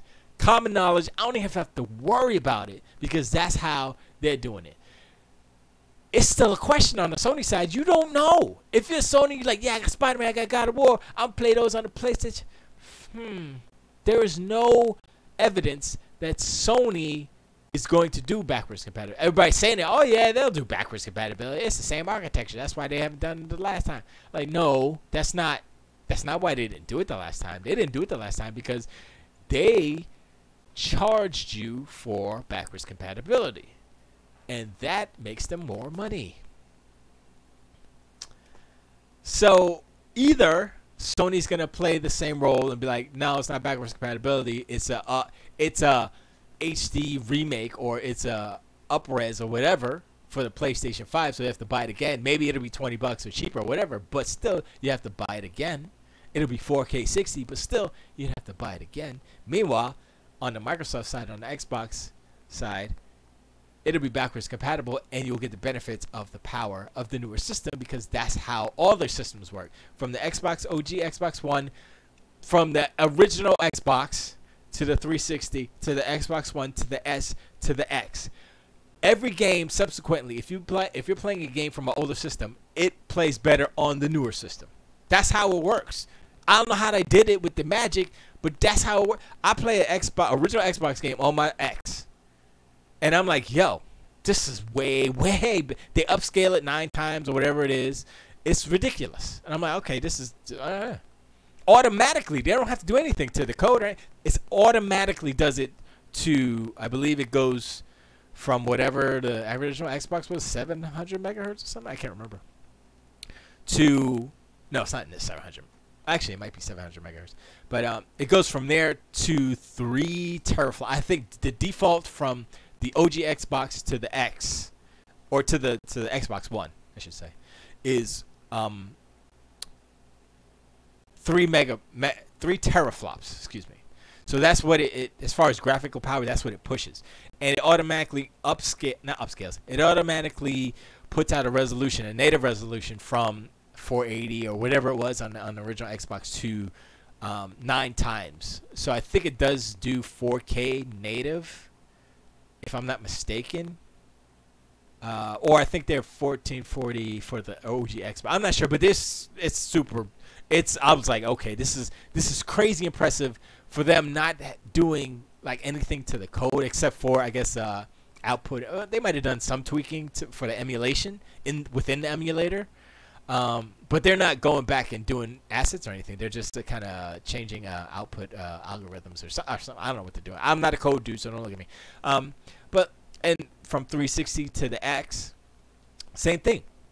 You know, you get a bump in resolution, graphics quality, and performance.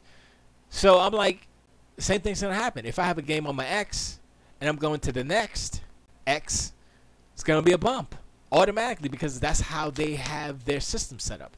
Sony, this is Sony's first x86 console, let's just say. I mean, same with Microsoft, but they've worked for backwards compatibility and made it work. Their emulators, you know, work in that way. So I'd be mistaken in saying that Sony can't do it. They can do it. They're in the same position, but Microsoft has done the work this generation for the next generation and beyond, where Sony is just doing one-off remakes that you have to pay for. Now, that's not saying that that technology doesn't exist where they could offer it up, but I don't think they will. They want to make money. They put out a new console, the $500 million console thing, the blue, the clear blue, translucent blue, it's $499. You could buy a Pro for $499, or you could buy an X, same price, better X. Not, dude. I mean, look, if you got money like that and you want a translucent, super shiny PlayStation 4 Pro, sure. It has this. They're only making 50,000, sure. But that's a vanity display piece, you know. And if people were smart, well, if collectors were smart, what they would do is take out that 2 terabyte drive, put that in their old PS4, because they have a PS4. Take that old whatever and put that in there, because I wouldn't play that Pro, because it's gonna get scratched, it's gonna get dirty. It's not worth it to mess it up, especially a limited edition one like that. You know what I mean? So you just got to keep it pristine, and it's not for $500. Like I said, if you balling, sure, but nah, nope. It's not, nah.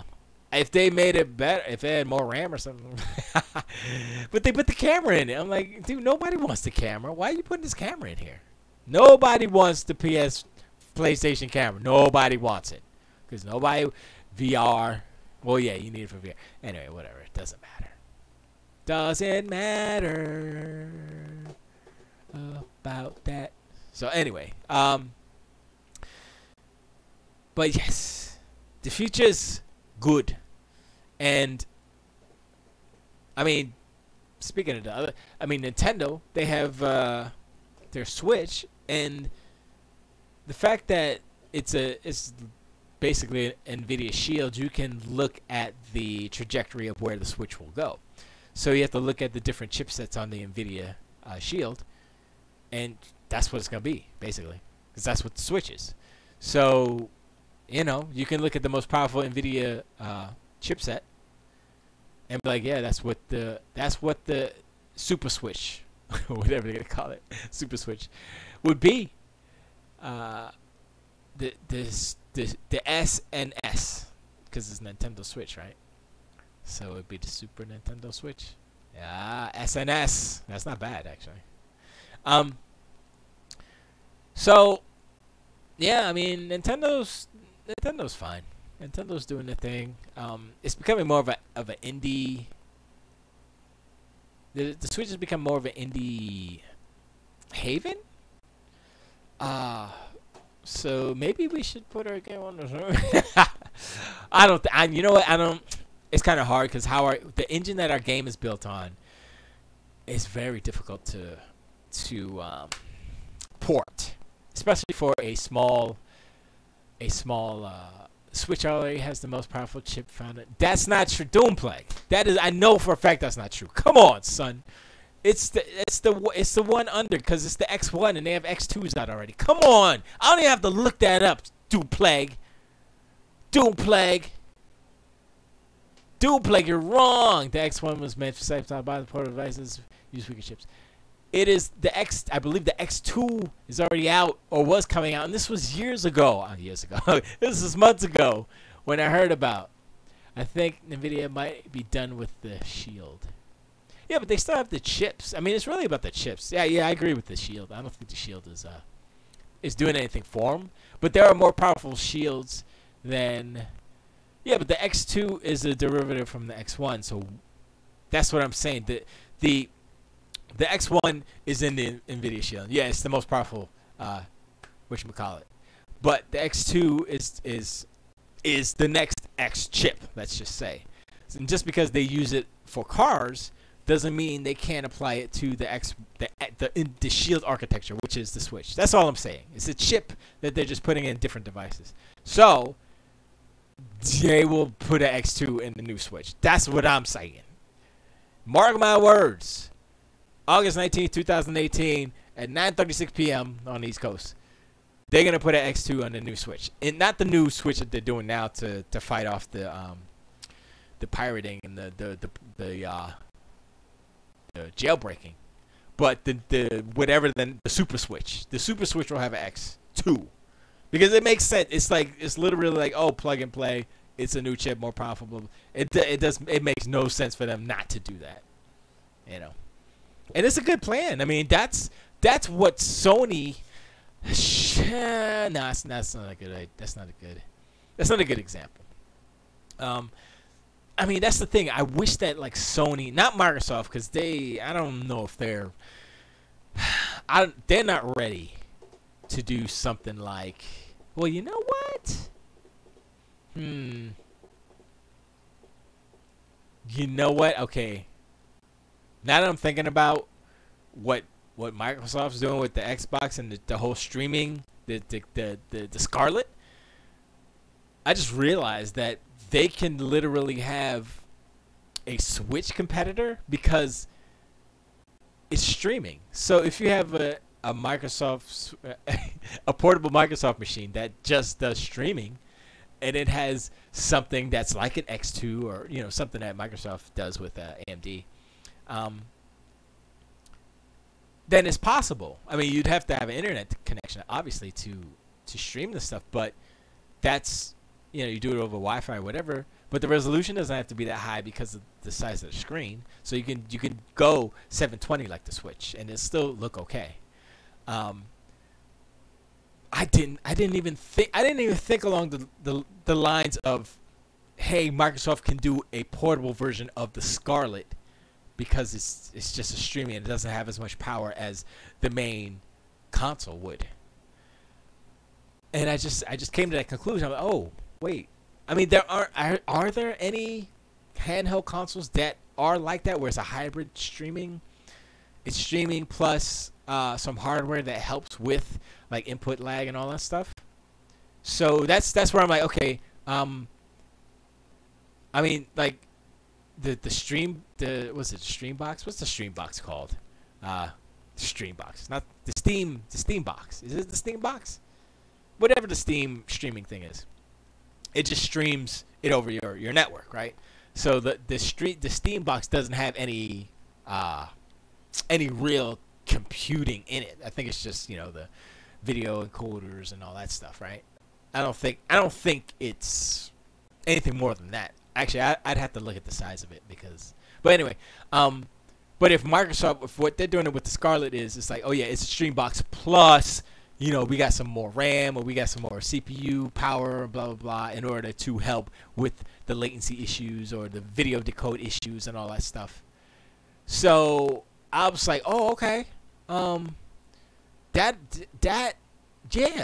might work for like imagine if you had like a little portable next gen Xbox, but it's streaming. I mean, that might be the move that they're actually doing. Not just like, oh, we're gonna have a cheaper Xbox that's like streaming, but it's mainly for portable. It's to get into that It's to get into the portable market where Sony tried, and they were competition. They were like, yo, what's up, Vita, son? What's up, PSP? And they were good, but they gave up. Sony gave up on the PS Vita, and Nintendo doubled down with the Switch, and it paid off for Nintendo. And so I think that the Scarlet, or a portable iteration of the Scarlet, is Microsoft's in on the portable gaming device market, because they never really had that. So they can I don't think they would call it Surface. It would be an Xbox Go or something. That's a dumb name. Don't say Go. Xbox Lite. You know what? Xbox Lite ain't bad, right? I don't know. Duplex says, I stepped away, beat Contra with my nephew, tried out 3 other games and came back, and Esgee was still going. No, I started late. I started at 8 today. That's why I'm going to 10. I can go later if you want. I don't think anybody's going to be... There's nobody playing. I mean, nobody coming on afterwards, so... And I don't want to do a short show because I started late. I'm gonna give y'all the 2 hours. And Pace left because I made him angry because he thinks I'm hating on Sony too much. So I was like, okay, fine. And every time that happens, like Pace says, I'm leaving, like that. I stop hating on Sony. So that's what you get, Pace. You leave, and that's when the good stuff come out. Like, like that when you squeeze out the frosting from the. That's what that sound was when you squeeze the frosting out of the goop bag, and it's like, oh, ugh. You don't make that sound, but Cake Boss. Duplex says MS is known for dumb names. Keep that in mind. Yeah. Yeah. Well, their code names are always better. Like Scorpio. Well, I like Scorpio because I'm a Scorpio. But Scorpio was dope. If they would have called it the Xbox Scorpio, I'll be like, yes, give me the Scorpio, son. And now Scarlet. So it's something with the S. Is it Microsoft MS? The Mexbox? That's a bad name. The Magic Box. I don't know. What other dumb names did Microsoft? I mean, Windows isn't a dumb name. It's just that people don't like it. I don't know why people don't like it. I don't know. Well, whatever. It doesn't matter why people don't like it. They just don't like it. You know. And Windows 7 was good. Windows 8 was good when they fixed it. Windows 10 is just Windows 7 with a different. Windows 10 is just Windows 7 with a different wrapper on top. Because if you dig down, if you go down into the menus, that's why it's so resource intensive, Windows 10, because they literally just slapped, they slapped 10 on top of 7 or 8 point whatever. But if you dig down to like device manager, exactly like 7. Because I got 7 on this laptop over here. Because I had 10. I had 10 on this laptop because I updated it. Because it was when it was giving away free Windows 10 updates. I was like, oh, and it was cool. I was like, oh, this works. And I like how aesthetically, I like how Windows 10 is. It's simple and clean. And then I had to wipe this computer and re-up it basically. And it went back to 7. So I'm back on 7, which is fine. Duplex says Scarlet will be called X10. Or X, no. I was going to say Xbox X, but that's too. They need to definitely drop the 1. I think that they should just rebrand it Xbox. Honestly. They should rebrand it Xbox. You know what I think they should do? They should use their code names as the sub name. You know how like iOS or the OSs on Apple side, they have you know, Cheetah or not Cheetah, whatever the different Yosemite and all the different code names for the different versions of OS X. They should do that with Xbox. So Xbox Scarlet, just call it Xbox and just little Scarlet, little red letter Scarlet right underneath, right? And people will know. It's like, oh, that's the Scarlet. That's the Xbox Scarlet, the X Scarlet, the Xbox Scarlet. You know, just like the Scorpio. I'm like, you should just call it Scorpio. I know, and just be like, yo, all it's Xbox. If it says Xbox, it's backwards compatible, forwards compatible, whatever. So they don't have to keep that 1. Take the 1 away. The 1 was the reason why it was a failure in 2013, because y'all were like, it's the one device for everything. Look at sports, TV. Like, shut the hell up, stupid. Well, I mean, it wasn't the entire reason, but it's part of it. So that stank, that stigma is on that 1 type. So take the 1 out, and you can't say X-Bone anymore. What are you gonna say? Xbox Scarlet? How you're gonna say Barlet's box art? You can't. You can't. There's no X-Bone with Xbox Scarlet. XB Scarlet. Triple X Scarlet, Triple X. I don't know. It's better than X-Bone. That's all I know. So, you know, take the Phil Spencer, man, you the Xbox dude. Kill the 1 moniker. That's my one thing for marketing purpose. Kill the 1. I don't want, just because y'all want the dummies of the world to realize, oh, it's an Xbox One, so it should work with all the 1. No. Xbox is the name that is the common denomination, not the 1.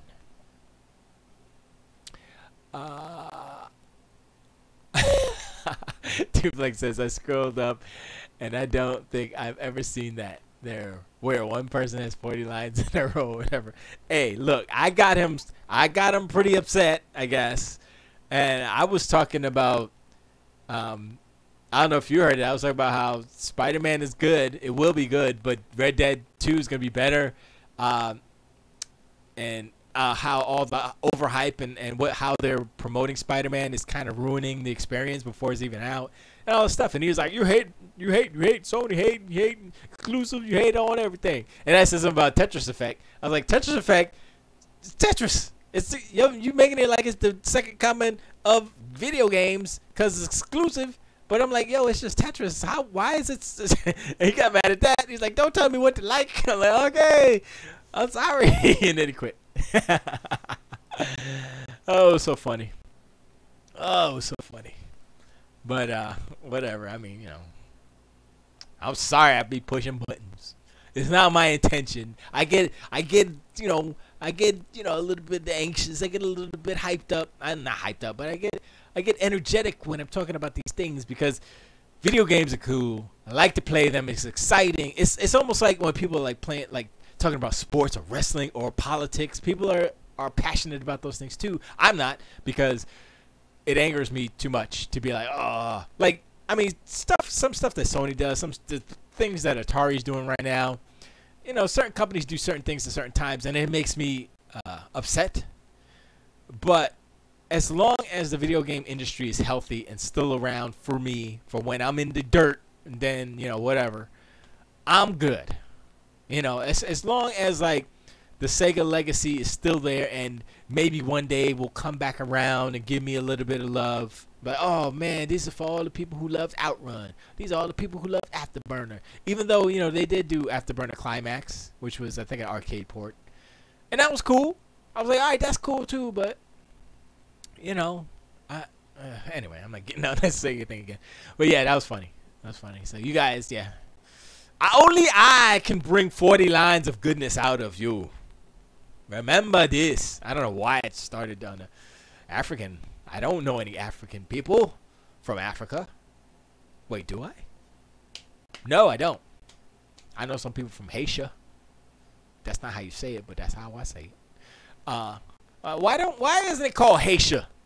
You say Haitian. It's just you take the N off, and it's Haitian. Why is the T a she? Haita. Haiti, Haitian. This is why the English language is so difficult for people who don't speak. Like, why is this? What?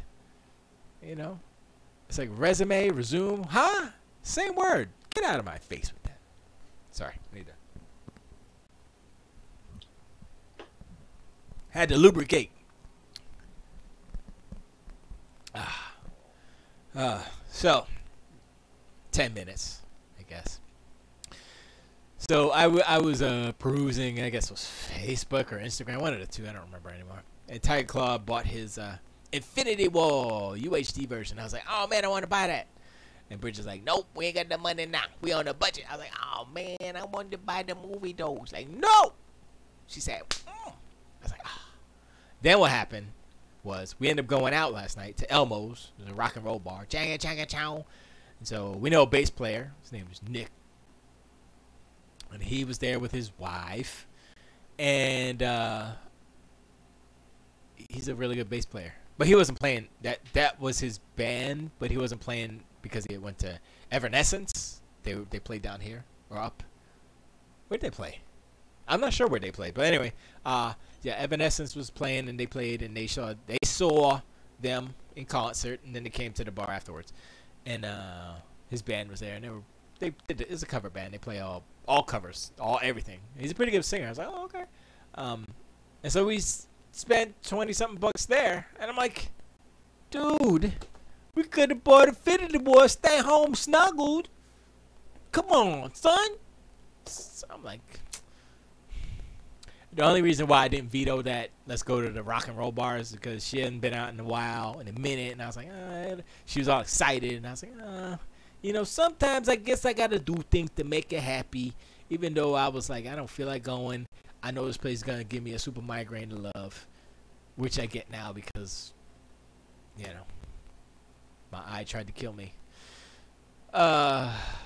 So But I was fine. I had 2 beers. I was like, you know what? These beers will make me forget. They will make me forget about what was I saying again? And so, oh, Pace is back. He says, "Do play. What can I say? I'm passionate about video games." He is. He is. And I give Pace credit in that he is passionate about not allowing anyone to, I guess, hate on any aspect. You know what I mean? So yeah, I mean, I do it because, you know, I just gotta think about. I mean, more so now. I think my, not hate, because I don't really hate them. I'm just like, what are you doing? So my disdain is not even there. My confusion about what Sony's doing now is a reflection of my feelings and fears about how a powerful corporation and company that is a pillar of the video game industry will affect the rest of it, right? So if Sony gets away with this and it's fine, then EA, Activision, Microsoft, Nintendo, why wouldn't they do the same thing? And I'm like, that's not helping us. And that's why I'm like, that's why I'm kind of that way, you know. And I said Nintendo's evil too, you know. But that's a whole, you know, another thing that I'm just exaggerating. They're not technically evil, you know. They're just Nintendo. That's a cop out actually. That's just like, they're just special. They drive the little yellow bus. They don't drive it, they ride it. And it's not yellow, it's green, or it's white. Cause okay, I'm gonna stop. Anyway, so that's why I get excited about those things. Now, if it was Microsoft, I would be saying the same thing about them. I would be I'd probably be more passionate because, you know, I prefer them more than on the Sony side. But I appreciate Sony because they stayed the course. They were, this is Sony. We are pretty much hardcore video games. We got the cool games. Blah, blah, blah. Nintendo went, you know, Sharon. They tried to do something with the GameCube, but they're like, nah, we're just gonna do this. So I'm like, okay, Nintendo. But Sony still has the Japanese flavor in there. It's a little bit of DNA in there from the Dreamcast. From, I don't want to say Genesis. I'll say Dreamcast is when it started for me, because I didn't have a PlayStation back in the day. I had Dreamcast first, and so that's where I give I'm glad Sony's still in it like that, because they're still making a hardware and they're still giving us that DNA. You know what I'm saying? They're still keeping it alive. They're still keeping the Japan in video games alive. But other things that surround what they're doing for business reasons or whatever to save the children is just BS, you know, and it's not necessary, and it's not helping the industry. It's not helping us as gamers. And when we fight about, oh man, exclusives and stuff, blah blah, I mean, like 80% of it is just jokey joke. You know what I'm saying? I'm not super serious about all those things. I mean, games are games. You know, Spider-Man's gonna be great. God of War was great. Red Dead 2 is gonna be awesome. Forza Horizon 4 is gonna be the best racing game this year. That's just it'll be good too. Just saying, you know. And you look at the pedigree of certain companies making certain games, and you're like, yeah, it's gonna be good. I mean, why wouldn't it be good? There are other games be good. It's good. So, you know, so that's why I kind of am in this position. Now, if Sony starts to, you know, do what they should be doing, it'll benefit them, because then then Microsoft can't be like, oh, well, we have backwards compatibility and Sony does. Well, no, so we have it too. Like, oh, but our network is better. No, we invested in $100 billion and our network is just better than yours now. But you know, so step up. This is what competition is about. Microsoft is killing it on the hardware side, infrastructure, online services. Even though Xbox Live was down a couple of days ago, but I didn't even notice it because I don't think I was playing much at that whenever it went down. I don't even know when it went down. But that's what I'm saying. So and Sony's doing it in a way that Microsoft did it last gen, but they're doing it in a way that's kind of old school, where it's like, oh, we're just gonna lock it off so you can't play it anywhere else, so it's exclusive, and then it nullifies any misgivings or shortcomings, not misgivings. It nullifies any shortcomings that they have on their hardware side or infrastructure side or any side, because you can only play it here, so you got no choice. Like, if there was a better choice to play Spider-Man anywhere else, people would play it on a PC. If it was PC and PS4, people would go and get the PC version because they'd be like, yo, 60 frames, son. I mean, dude, Spider-Man at 60 frames would be awesome. I'm sorry, you can't tell. I play Sea of Thieves at 60 frames. I'm like, dude, I can't play it 30 frames anymore. I mean, I'm not going to be a frame snob, and I'll play it on the X. But, dude, I'm playing it 60 frames. I'm like, look, give me 1080p 60. I'm good. Because, especially a game like Sea of Thieves when it's first person and you get a little motion sickness if your frame rate ain't all the way up, having that higher frame rate is so good. So, that's what I'm saying. It's like, Sony is literally short-changing the gamers by doing things like that. Like, so, okay, I don't know if Insomniac is even capable of making a game like Spider-Man 60 frames per second, but it probably will be possible on PC. And that's where I'm like, it's frustrating. Not because I don't want to play it on PlayStations, but it can't be the best game that is possible with the technology we have today. With the technology, I'm not saying, oh, a supercomputer. I'm saying people have rigs that can play a game like Spider-Man in 60 frames per second. You know, and whatever, you know, they can have the settings, tweak them this way, that way to get 60 frames or even higher maybe. So I'm like, limiting that is limiting the experience, the possible greatness that they're awaiting.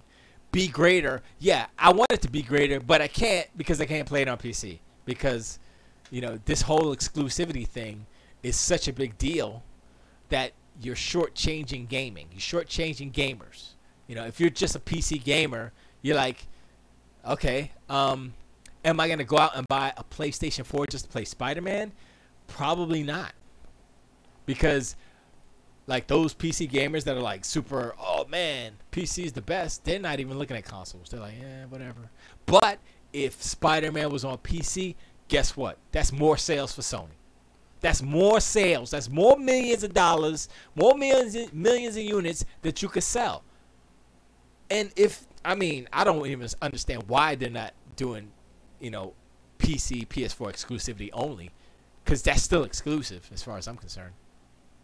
I don't understand why Sony isn't paying attention, because you look at Fortnite, you look at Minecraft, you look at all these games that are everywhere. Grand Theft Auto 5. Those are the biggest selling games. I'm not talking about Dota or League of Legends, which are free. Those don't count. I'm talking about games you got to pay for. Them games are the biggest selling games because they are on everything. That's the magic solution. That's the magic formula right there. You put your game on everything, you're gonna sell 50 million units. How much is Grand Theft Auto? Okay, the only thing Grand Theft Auto isn't on is phones.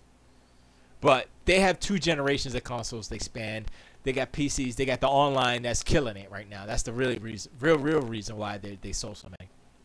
Because it's a games of service at this point. But, you know, it's like, I'm like, yo, Sony, are you guys even watching what the industry's doing? Because, you know, everybody's like, oh, Microsoft talking about games of service, and everybody ridiculed them. I'm like, are y'all not watching what's going on? All these games that are making all this money and selling tens of millions of units, have sold, that's what they are. Why do you think Destiny turned out the way it was? The way it turned? Because they're trying to make it like a games of service game. That's what they tried to do. They messed up, though. They messed up on a couple of levels, but we're not going to go into that. So I'm like, why isn't Sony looking at the industry? And I'm not saying stop the Spider-Man, stop the Horizon Zero Dawn, stop all these Death Stranding. I'm not saying stop that. I'm saying do that and the other thing. Do the games of service. Do the game where you launch on everything. Because Street Fighter V, even though it's better than it was, it didn't do good. It didn't do so well when it launched because it launched kind of broken and incomplete. But still, to this day, if Street Fighter V was on Xbox, it would sell more. I mean, it would sell at least 40 million. Well, it would sell a potential up to 40 more. I would say that would be, what, 50% more as far as console sales go. I don't know what the PC sales were. You know, and that's, I mean, how do you not understand why they're doing it? But also, is it worth it? Is it worth following this exclusive mentality and losing out on a wider audience and a more successful game, basically, like Fortnite, right? Fortnite launched exclusively on the PlayStation as to save the world, but they were smart. They put out the free-to-play Battle Royale version on everything. And guess what? Guess what version people are playing? Battle Royale. That's what they're playing. Fortnite Battle Royale. Nobody cares about Save the World. That's the clearest example. Yeah, I mean, I'm not even talking about the cross-play stuff. You know, I mean, that's a whole separate topic and discussion. Bazai Bokrav Bowl. Hello. Thanks for showing up. So you talk golf, man? Good. Oh, good. I talk good, I guess. I don't. Not really. I try. But sometimes I trip and slip and fall on them. The words, that is. But I appreciate you hanging out. Buzaya Bakar Bowl. Buzaya Bakar Bowl. I talk good. Yeah, Buzaya. I just call you that. Buzaya. I like that. Heck's talking about wrestling again. Ha! Anyway. But yeah, so that's where I'm like, you know, I mean, I understand maybe it's just a xenophobic mentality, or maybe it's just being the company that they are. They're a Japanese company. They're set in their ways, I guess. And they have a roadmap and a vision of how they want to do business and how they want to go forward. And also, I still think that they got, they're still burnt from what Nintendo did back in the day. I think that's still kind of messing with Sony. And it's affecting their decisions as far as moving forward. So, I mean, I don't blame them, but Bazaja, I don't look. I'm bad at names. I'm bad at remembering names. Okay. I did not know that. He says it means gay guy from the bushes. Hungarian. Okay. Wow. Okay, cool. Yeah, I guess, yeah. I guess that does. Yeah. It was a K. I knew it was Hungarian. There was a K in. There's a K in there. But thanks for hanging out. But yeah, I totally forgot what I was talking about. You distracted me. Guy from the bushes. Guys. Anyway. So yeah. I guess, yeah. Well, it's xenophobic sounding. I mean, I don't know. Hopefully they'll lighten up on that stance at some point moving forward. But until they do, I mean, that's fine. Until they do, the only people who will be harmed or hurt by this are the Sony fans, or like the hardcore Sony fan. I don't want to say fanboys, but the hardcore Sony fans.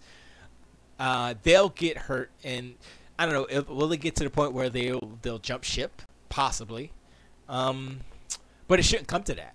You know, and I don't wish Sony to go out of business or anything, but you know, they're in a hard position where they've been through a lot. So they've been through some BS from Nintendo and whoever else, and they don't want to do that again. And it's smart, yeah, of course.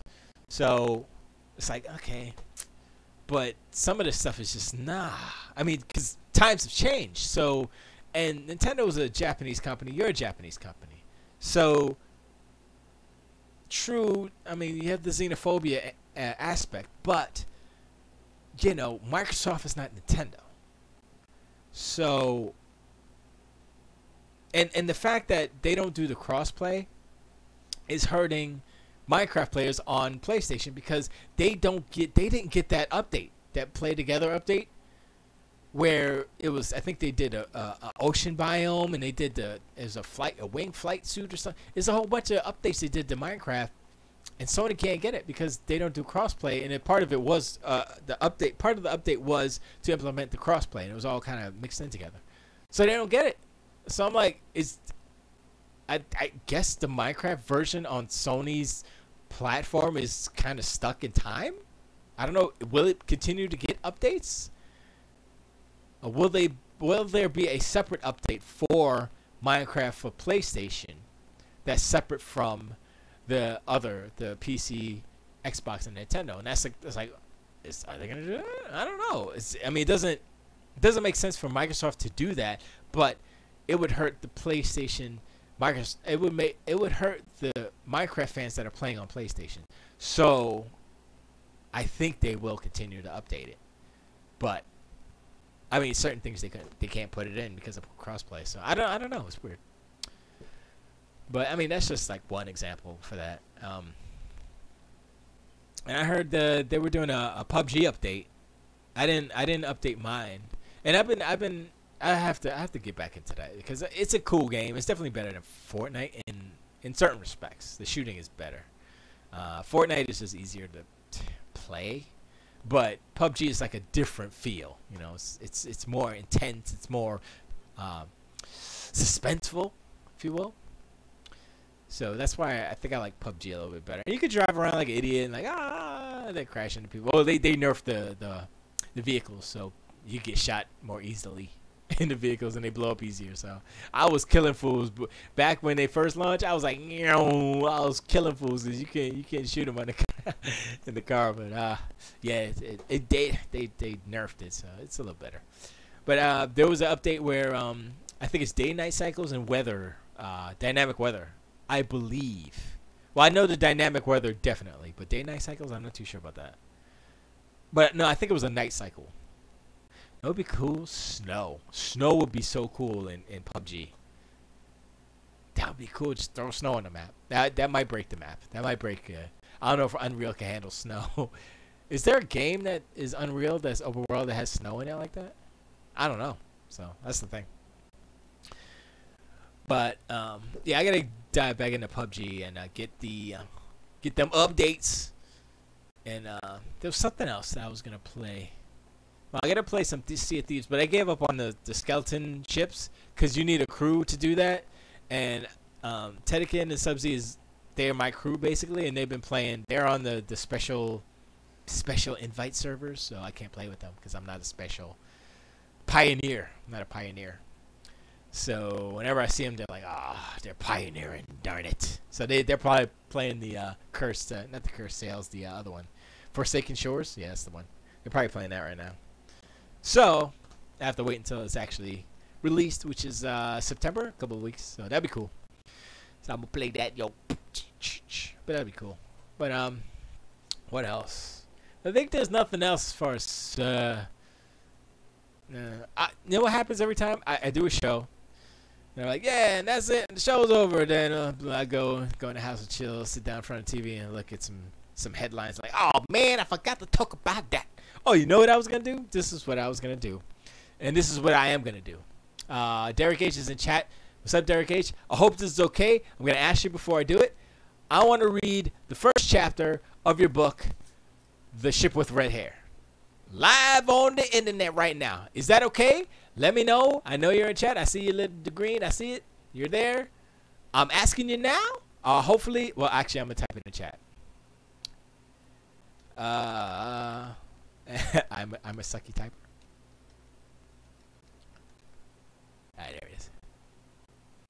Boop-a-doo-doo.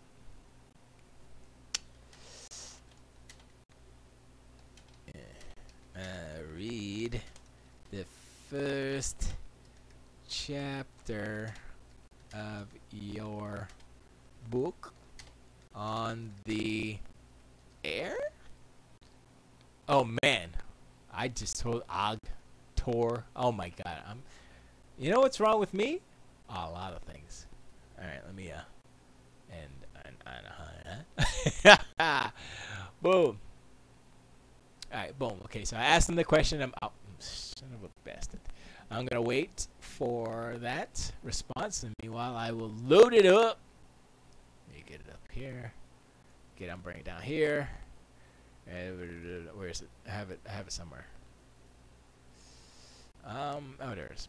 The Ship with Red Hair by Derek G. Hop. I don't actually know his middle name. I don't remember it. I think he said it one day. Oh. You need album art, don't you? Are you gonna ask Tedekin to do that, or I mean, I can try. If you're down to clown, you should do a an album art competition for your book, Derek. I'd be down to clown on that. Word up, son. Sorry, that was bad. But yeah, let me know. Let me know. Wait, I'm already following. Why does it say follow? Let me see something here. Oh, I didn't sign. I'm not signed in. That's why. Yeah, I definitely follow. I'm definitely following that. All right, so I'm gonna wait until he says something. Until then. So, oh wait, let me see how many chapters, because there was 5 chapters before. Let me see. Read. Oh yeah, there's 5 chapters. Okay. Go back here, and this is just I'll read the synopsis real quick. The Earth has become unlivable, and I can't read it like that, can I? The Earth has become unlivable, and now we survive by traveling through space on generation ships. One of these ships is about to make a decision that could destroy what's left of the human race. The ship is a 22-year-old girl. That's the boiler. That's the back of the book. Little paragraph, and you see his picture like pimping. You should have the picture with you where they put your face on this bodybuilder. You should put that picture on the back. That'd be good. And the genre is space opera, and it's good. So he's not paying attention. He's probably. I hope he's okay. He's probably playing it. He's not playing the game. He's just sitting there. Is he writing chapter 6 right now? I hope you're writing chapter 6 right now, Derek. I'm gonna give you 5 minutes to respond. If you don't respond in 5 minutes, I'm gonna read it. No, I don't. I just like to ask permission first. And I have a sparkling water, and I didn't drink it. Now it's all warm. It's not warm. It's cool. It was cold at the beginning, but. I guess I didn't need too much juice or lubrication. Throat lubrication? Doesn't sound right. Alright, so anyway. Ship with red hair. It's good. It's good. I like it so far. You know what? I read I forgot how many chapters I read the first time. I think it was 1 or 2 chapters the first time I read it. And I didn't remember it. And then he spoke about it on his podcast, Dipexo Live, on Thursdays or Saturdays. I'm not too sure anymore. But just go to allgames.com/live and jump in the Discord chat, and you can ask questions there. Because I believe the schedule on allgames.com is a little weird. So don't go by those times. But if you ask in Discord, people will tell you what time it is. But anyway, so but yeah, I was reading it, and he spoke about it on his podcast, That Pixel Live, WE. Well, it might just be regular now, and I was like, oh, that sounds interesting. I'm gonna read it now. But I had already read the first chapter, but I didn't remember, so I went back and I read it again. I was like, oh, okay, yeah, and it feels like a show. It feels like it feels like a Battlestar Galactica. I mean, kind of similar because the generation ships. He said that as well. And it feels like that, but it doesn't feel like Battlestar. If you get what it feels like. It kind of feels like an anime. It kind of feels like a JR, like how Phantasy Star, the Phantasy Star 2 or whatever, where it's like, oh, it's like an RPG with all these characters and these different shit. It's like how it's kind of set up, like the world would be perfect for a game. Doesn't necessarily have to be an RPG, but actually, it probably would have to be an RPG because there's a lot of personalities and politics. Maybe I'd say maybe a third-person adventure game. As far as like maybe like how point and click adventures were puzzles and dialogue and stuff. Maybe something like that, but third person. So, but not like the David Cage game. Not like that, because not like that. Better. Anything's better than that. So yeah, like a kind of I guess an open world in the sense that you have the different generation ships, and the whole world is the whole fleet, and each generation ship is an open world within itself because you can only be at one place at one time, right? So you go from ship to ship. So, I mean, just structurally, I'm thinking about it like that would be okay. That would actually work, right? Because generation ships can be like, if you look at the biggest open world in video games, whether it's Red Dead 2 or what game said they were bigger than I guess not Forza. Well, Forza kind of. Forza Horizon. Or GTA 5, right? Just think of like that one map as one ship, but it would be just different levels. So I'm trying to think, man. Would that be as So say if a ship has like 22 levels, I mean that wouldn't be that. Thinking about it, like logistically, how would that work? I mean, it could work, right? It could work, but I think that the way that maps are built in games, it would be difficult because you would have to make an open world, a multi-level open world game instead of an open world being just a one plane with hills and stuff. So I'm like, could a ship with red hair be an open world as how we said it, where the fleet is the open world and each ship within the fleet is its own open world? Could that be feasible? I don't think it's feasible. Possibly feasible this generation. Definitely next generation. Think is definitely feasible. If not, I mean, even like maybe so in a smaller scale. So say if there's 10 ships within the fleet, 10 levels per ship, and if it's constructed a certain way, 10 to 15 levels per ship, that might work. But I mean, the way that it would have to be bigger as far as the scale goes, because the biggest ship has what did it say, 6 million 6 million occupants. So I don't know what's going on here in chat.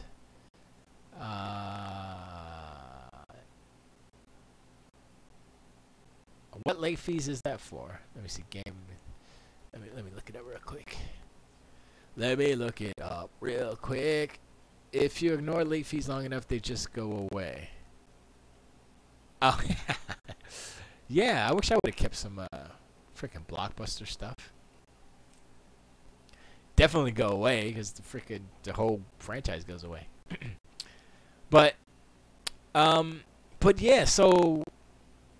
And I forgot what the main character's name is, and I think at the end of chapter 5, I think we meet the ship with red hair, or she's mentioned. I don't remember, but I think that's where it's coming to, where the other ships have been notified of what the ship with red hair is about to do. And Derek already said it on this podcast, but I won't say it. It's a plot spoiler, but it's not a spoiler. It's a setup, basically. Setup for the drama. So, but like I guess like something like this is akin to more of a series, a TV show, than an actual movie, because if you think about it, like I forget how many ships there are in the actual fleet, but I mean, you're thinking if there is, a great number of ships, you're gonna have captains, you're gonna have, second in commands, all these people, different peoples within the ships, different personalities. It's about exploring the different types of ships, because each ship has kind of a different culture. So it's like the world building is crazy. It's like, oh man, I want to open world me, please. That'd be so cool. And if it was like an open world, if it was an MMO, see, that's the thing. Okay, I don't want it to be an MMO, because MMOs suck. I like the idea of an MMO, but nobody's done it right. Because I'm like, oh yeah, it's an MMO. Then you go in it and it's like, oh, this is kind of garbagey. They're all kind of the same. Just people running around, slapping trees or whatever, or killing the same thing, and you go back to another. I'm like, So it would have to be a single player open world game. Yeah, that would be good. Single player open world game that would be an action adventure with light RPG elements, whereas I would say just for kind of, I guess, weapons and stuff like that. Kind of like how God of War did it. I mean, I guess they went a little bit deeper on the weapons and stuff. But like that, because God of War isn't an RPG. It's a third-person action, story-based action adventure game, and that's what this should be. Chivalry Hair should be that. I'm just spitballing. I'm not saying it should be a game. I'm just saying if it was, this is what it could be. Be cool. But anyway, but yeah, just imagine like if it's like an Unreal Engine 4 game, right? Which is Unreal Engine is pretty good. So right, and you have these giant ships, and you're going, and you have to go and meet the leader of this one ship, and if they're a military ship, then there's factions, and then you get caught in a freaking firefight or something. There's your third person / first person shooter section, right? And then there's another ship that's just a agriculture ship. There's your farming section. You could just be a farmer all you want. And that's the thing, like if it's an open world in that respect, you can just go to one of these ships and basically live. I mean, there would have to be a little bit of changes, because you couldn't be like from this one ship and just go into another ship. I mean, I guess you could, but the story would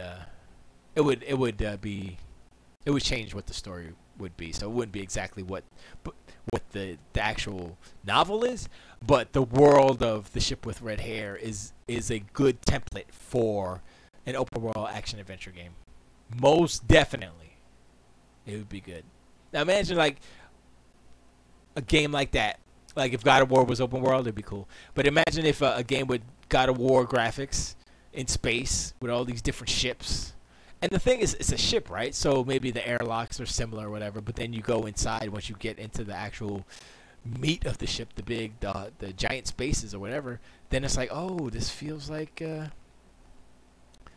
this feels like a city, or this feels like the country. They figured out how to, grow trees. And I mean, they've been in space for hundreds of years, so they can have full forests and ecosystems and stuff. So, yeah, that's how good the what he's writing is that it creates a world where you're like, oh man, I want to play that.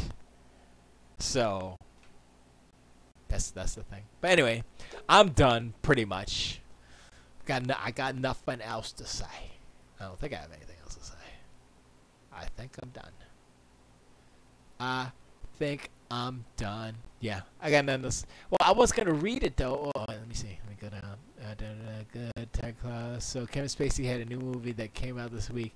It bombed hard. It only made $126. That can't be true. Kevin Spacey film takes in just $126 as it flops. Billionaires Boys Club. Wow. Okay, I'm reading it. That's it. I've decided. I'm reading it. I hope Derek doesn't get mad at me. Don't get mad at me. Chapter 1 is long. You know what's cool about this is on inkshares.com/books/the ship with red hair. Now I would just probably say search on the ship with red hair on Inkshares and you'd find it. But the cool thing about Inkshares is that it tells you how long each chapter is in time, not like not as far as whatchamacallit. Where'd it go?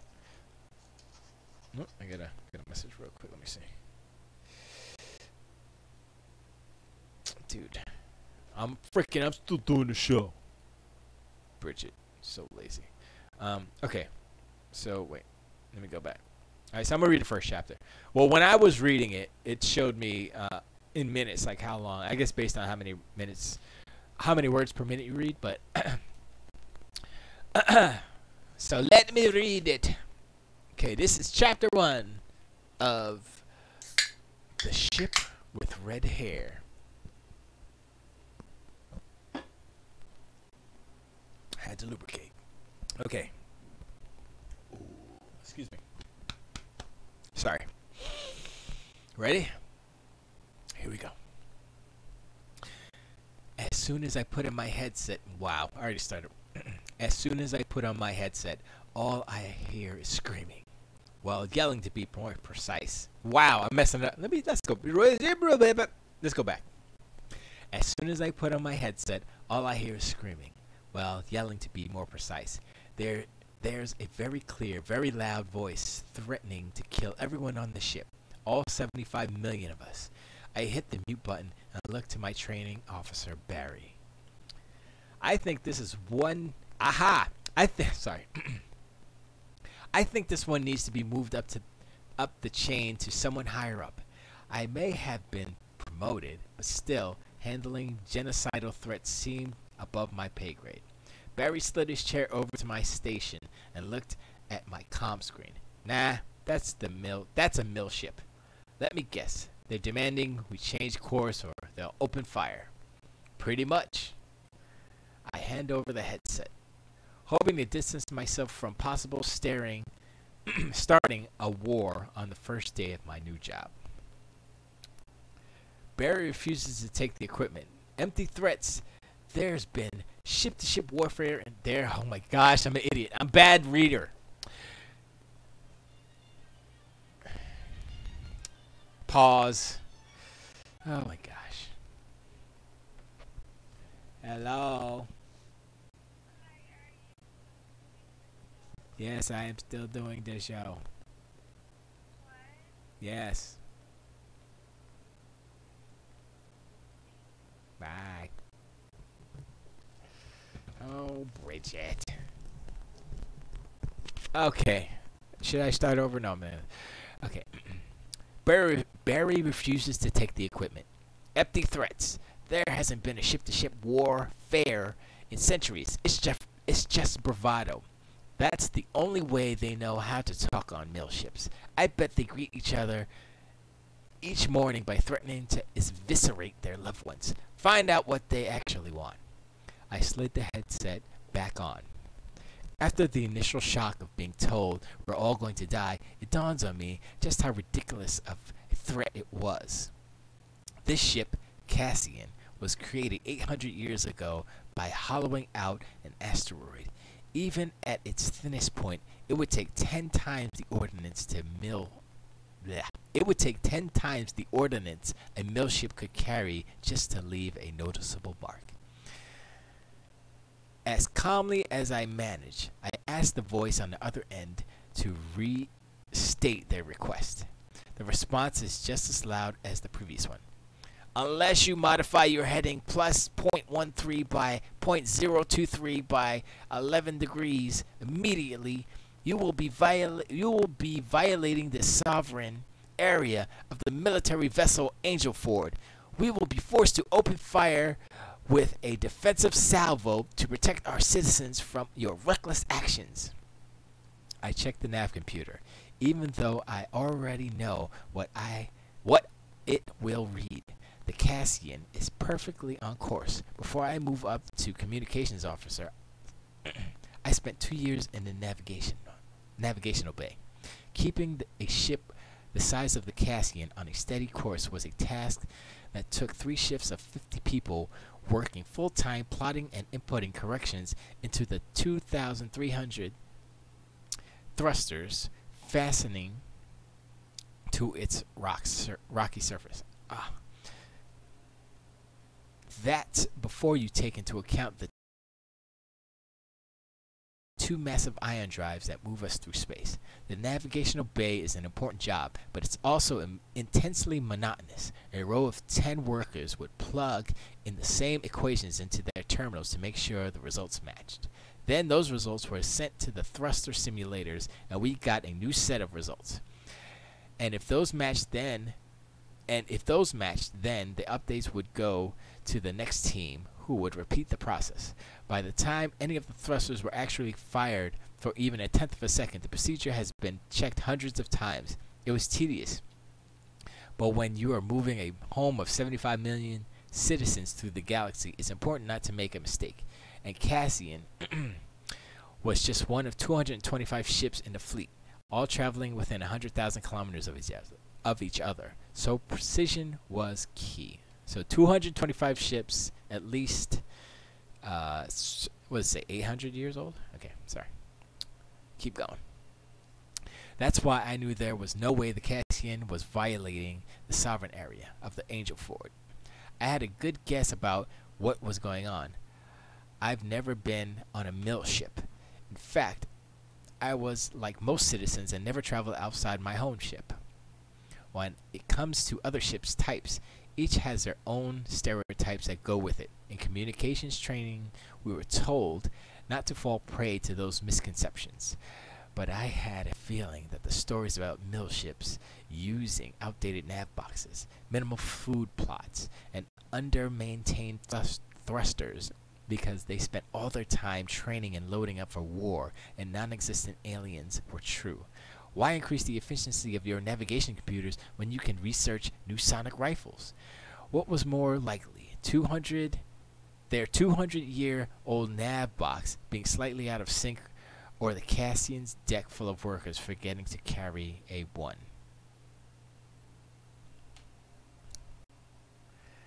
Angel Ford, we're tracking our course as nominal as of 0.05 seconds.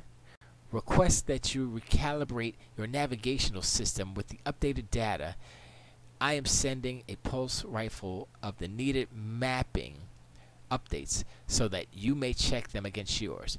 The mapping data can be used to verify courses of nav boxes, and it can also replace entries that may have been corrupted by gravitational waves.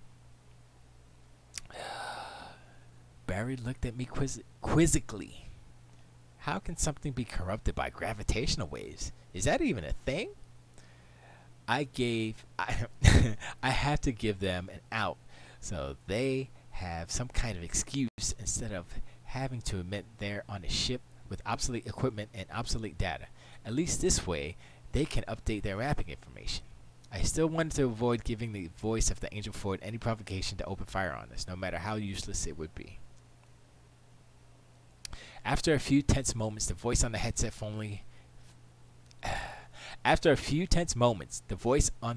spoke. Affirmative, Cassian. We have received your data pulse and will confirm that it matches our own and repair any possible corrupted mapping coordinates. Barry put both his hands on my shoulders and gave a victorious shake. Interstellar war averted. That's a good way to start the day. For a minute there, I was getting the promotion that I had been working so hard for. After the tedious, boring day-to-day work navigating the Cassian, I thought communications would be a cushy job. I was mistaken. It turns out there's nothing cushy about dealing with 224 other ships, with between 1 million and 100 million citizens on board. There are 4 major classifications of ships in the fleet. You have bot ships that are pretty much run by computers and robot attendants. The citizens on these ships have almost nothing to do with the operation of the vessel. They make up the majority of vessels in the fleet, but each ship is small. No bot ship has a population over 5 million, and most are less than a quarter of that size. Mill ships are fewer in number, but slightly larger. They were first manned by the militaries of the final governments of the old Earth. Let me go back. Mill ships are fewer in number but slightly larger. They were first manned by militaries of the final governments on old Earth. Their mission was supposedly to be to protect the colony ships from all threats, from without and or within. It's more likely that they were built to attempt to enforce the might of whichever government built them. Those ties have long since melted away, but the military philosophies have been maintained. They still prepare for the day that they will go to battle with an invading alien force. Never mind that in the centuries since the journey began, nothing more dangerous than our sour fruit on a near barren planet has been discovered. Nearby barren planet. Near barren planet has been discovered. Wow. City ships, like the Cassian, were the original colony ships. Huge masses carved out of rocks with engines fitted on the back. And then you have the matriarch ships. There are only a handful of them in the fleet. Not a lot is known about them, except they are supposedly have a single person in charge, running everything. Who knows what that means? Theories range from a simple dictatorship to some monstrosity with thousands of cables and wires plugged into it, living in a vat in the center of the vessel. The truth is, of all the ships, matriarch ships are the most solitary. They rarely interact with the rest of the fleet, and when they do, the exchange is short. My training was supposed to prepare me to communicate with all these vessels. There's hundreds of pages of regulations and instructions to guide me through every eventuality. But it's day one, and I've already learned the most important rule. Ignore the rule book. And that's chapter 1 of The Ship with Red Hair. So go to inkshares.com/book/The Ship with Red Hair. Or just search. Go to inkshares.com, search The Ship with Red Hair. And read the rest. 4 more chapters. He should be working on chapter 6. It's good. I like it. And for some reason, I get the visuals of the Star Trek Discovery. But just the main protagonist, Spock's cousin or half sister or whoever she is, that lady girl. I forgot her name. For some reason, her face is in this show. In my brain, but whatever. So yeah, that was the first chapter. Maybe next week I'll read the second chapter if I can read better. But my eyes bothering me, and I can't read very well. But I tried. But yeah, I appreciate y'all hanging out. I'm a bounce now. I never got an answer from Derek whether or not I should read it. So ergo therefore, I read the first chapter. Just a teaser, boy. Teaser, but I'm going to go inside now, and Bridget's going to be angry at me because I didn't take the dog out. That's what she texted me. She was like, she called. Can you take the dog out? I was like, I'm on the show. Sorry. So, but yeah, I'm going to go inside now and probably eat some food or something because I can or something. But I appreciate y'all hanging out. All the other shows on allgames.com/live. Check them out. On Friday at 6 is Potbelly Gamers. They're like the #1 show. They're number one because they're fun. They're fun. They're like your boys. You're hanging out, you blah blah blah, and you talking. It's just they have pleasant voices too. And I guess that's because they're Canadian. That's not a joke. I mean, this is. I don't know why I laughed. That's why I got a Canadian. I got a Canadian myself. I'm not Canadian, but I got me one. So what y'all gonna do? Anyway, but yeah, Potbelly Gamers is good because it's like, okay, so Potbelly Gamers is like one of those shows where you're watching it. I mean, you just listen to it, and it's like, oh man, I feel like these are my friends, and I know them. And there's some shows on YouTube like Funhouse, and this is mainly Funhouse actually. That I'm like, oh man, I mean, they don't know me, I don't know them like that or whatever, but it still feels like, oh yeah, it feels like, yeah, friends.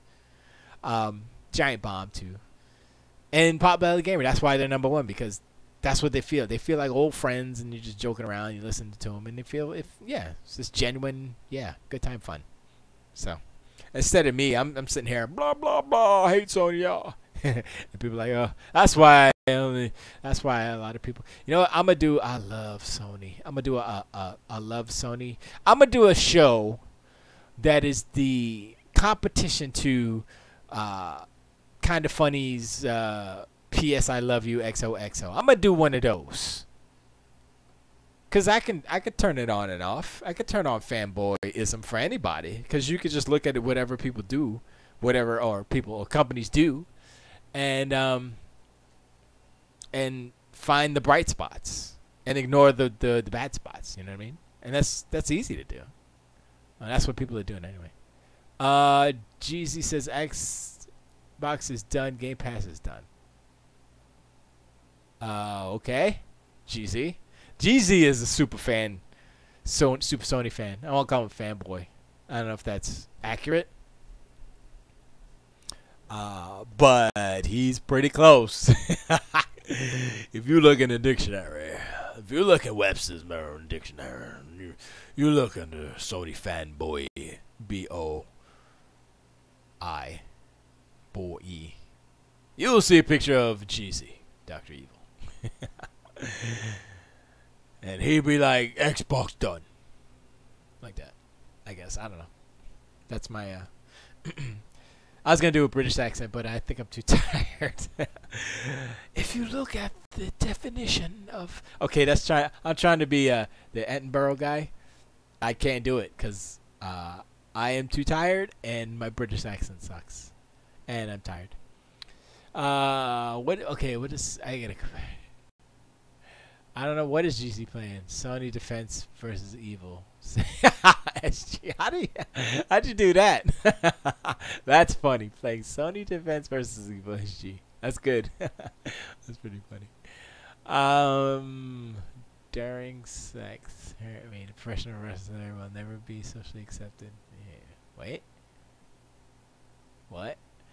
Given its very nature, wrestling will never be popularized in the mainstream. It peaked in the Attitude Era and will never be that culturally relevant again. That's funny. Hurt me. That's funny. That's good. I gotta figure out how. Oh, I gotta change the Sony Hatecast. I didn't mean to keep that. I have to change that because I just put on all games. It just says R9Cast. So I'm gonna change. I'm gonna take off the Sony Hatecast for next week because I'm not really hating on them. Just pointing out how evil they are sometimes. And I did point out how evil Nintendo was today. So the evil love goes all over. And when Microsoft mess up, I'm going to say how evil they are too. That's how that works. Sega was evil when they just abandoned their fan base and killed the Dreamcast. That was the most evil thing I've ever felt. Because I'm a Sega fanboy, fell in love with video games because of Sega, and they broke my heart in 2001, I think it was. Yeah, I think it was 2001 in the spring, something like that. It was bad. I was like, okay. You suck, Sega. Microsoft is here with the Xbox to save the day.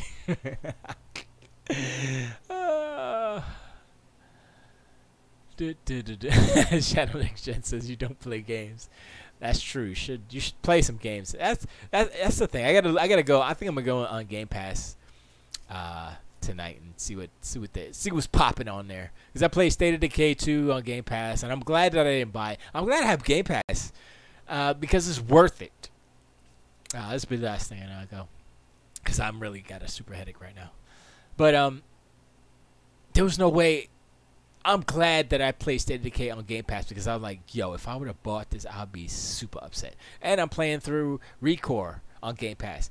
And if I would have bought that, I would be kind of upset because Recore is an old game. Recore is like one of those PlayStation 2 / Xbox 360 games. That's what kind of game it is. Not saying that the graphics are that level, but the type of game it is. It's like a third person, how it feels. It hasn't been elevated to like this generation AAA. So it's like a double B, triple B game. Like if they would change the camera angle a little bit more, like bring it a little bit closer, like God of War, Gears of War, made the animation a little bit better, made the character graphics a little bit better, boom, you're done. You know, that would have stepped it up to double A at least. But yeah, the character designs are lacking, I think. And textures on the skin a little bit lacking. You know, it just feels a little bit less than it should be. So if they do like another Recore and up it, you know, up the production value, I think it could be a really cool game. Because it is a cool game. Like mechanically, when you're just shooting and doing all the puzzles, it's really cool. But all the other stuff that gives it like that, the world building, I think that's one of the problems too, is that it's a barren world and it's just a bunch of different locations that aren't unique and special in a way that gives you enough, like, oh, that's where, you know, that's the snowy part, or that's the, you know, if there was different environments within Recore, then it would be better, like a swamp, or, you know, like they have the desert, like a swamp, forest, and all that stuff. But I understand that the whole premise of the game is that they're trying to terraform the planet. So the terraforming machine broke in the middle, or they woke up too early or something. I forgot what it was.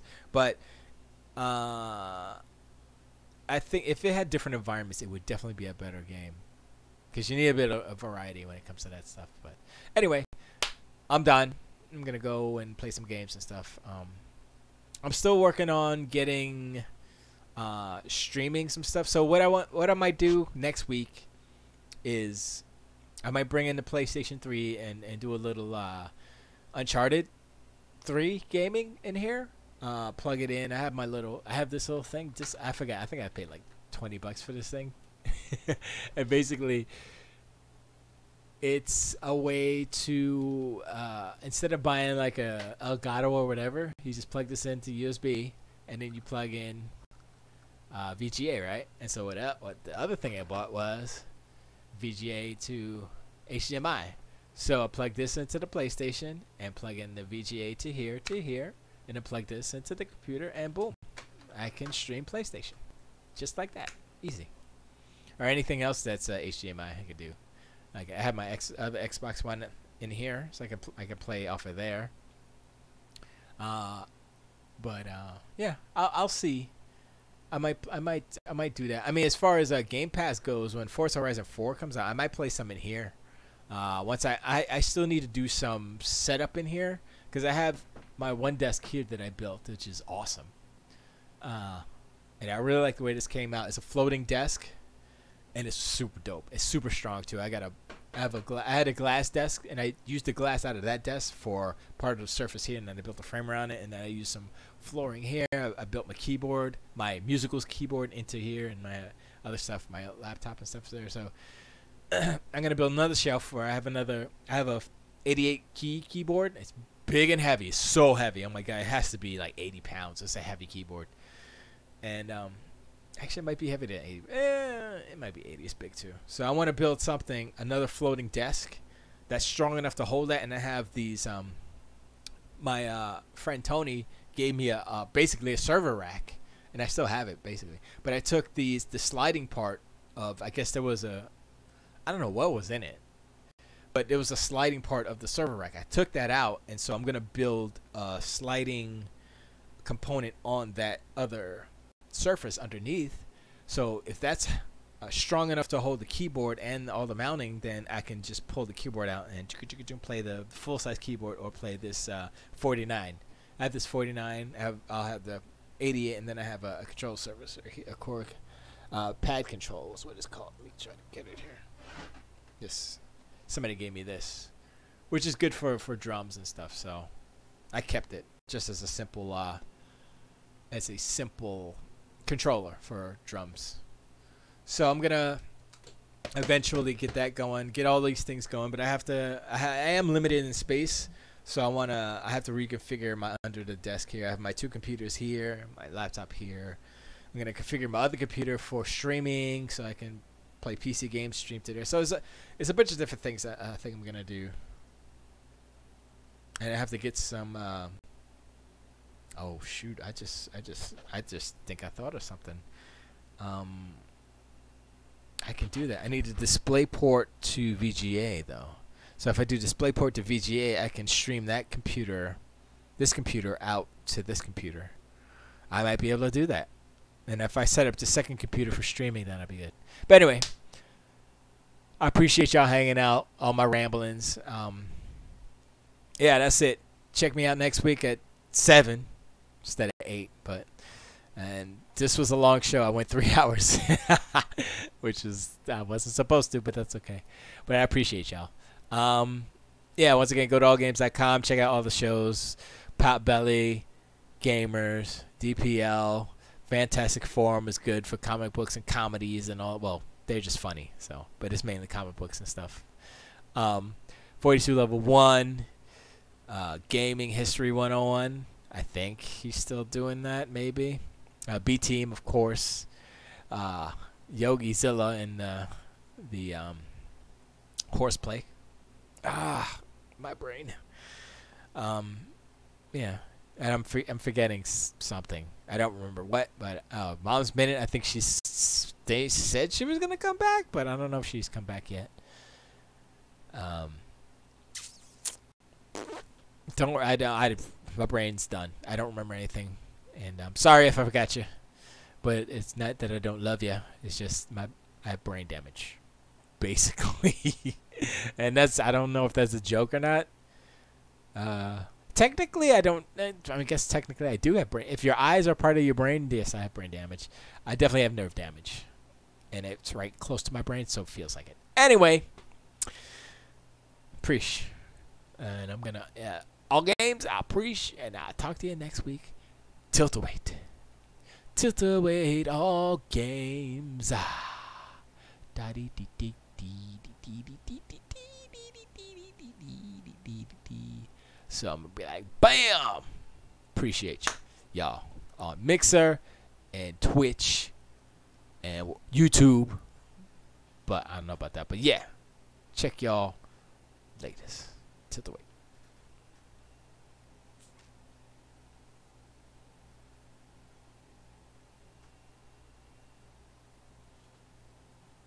So I'm gonna be like, bam!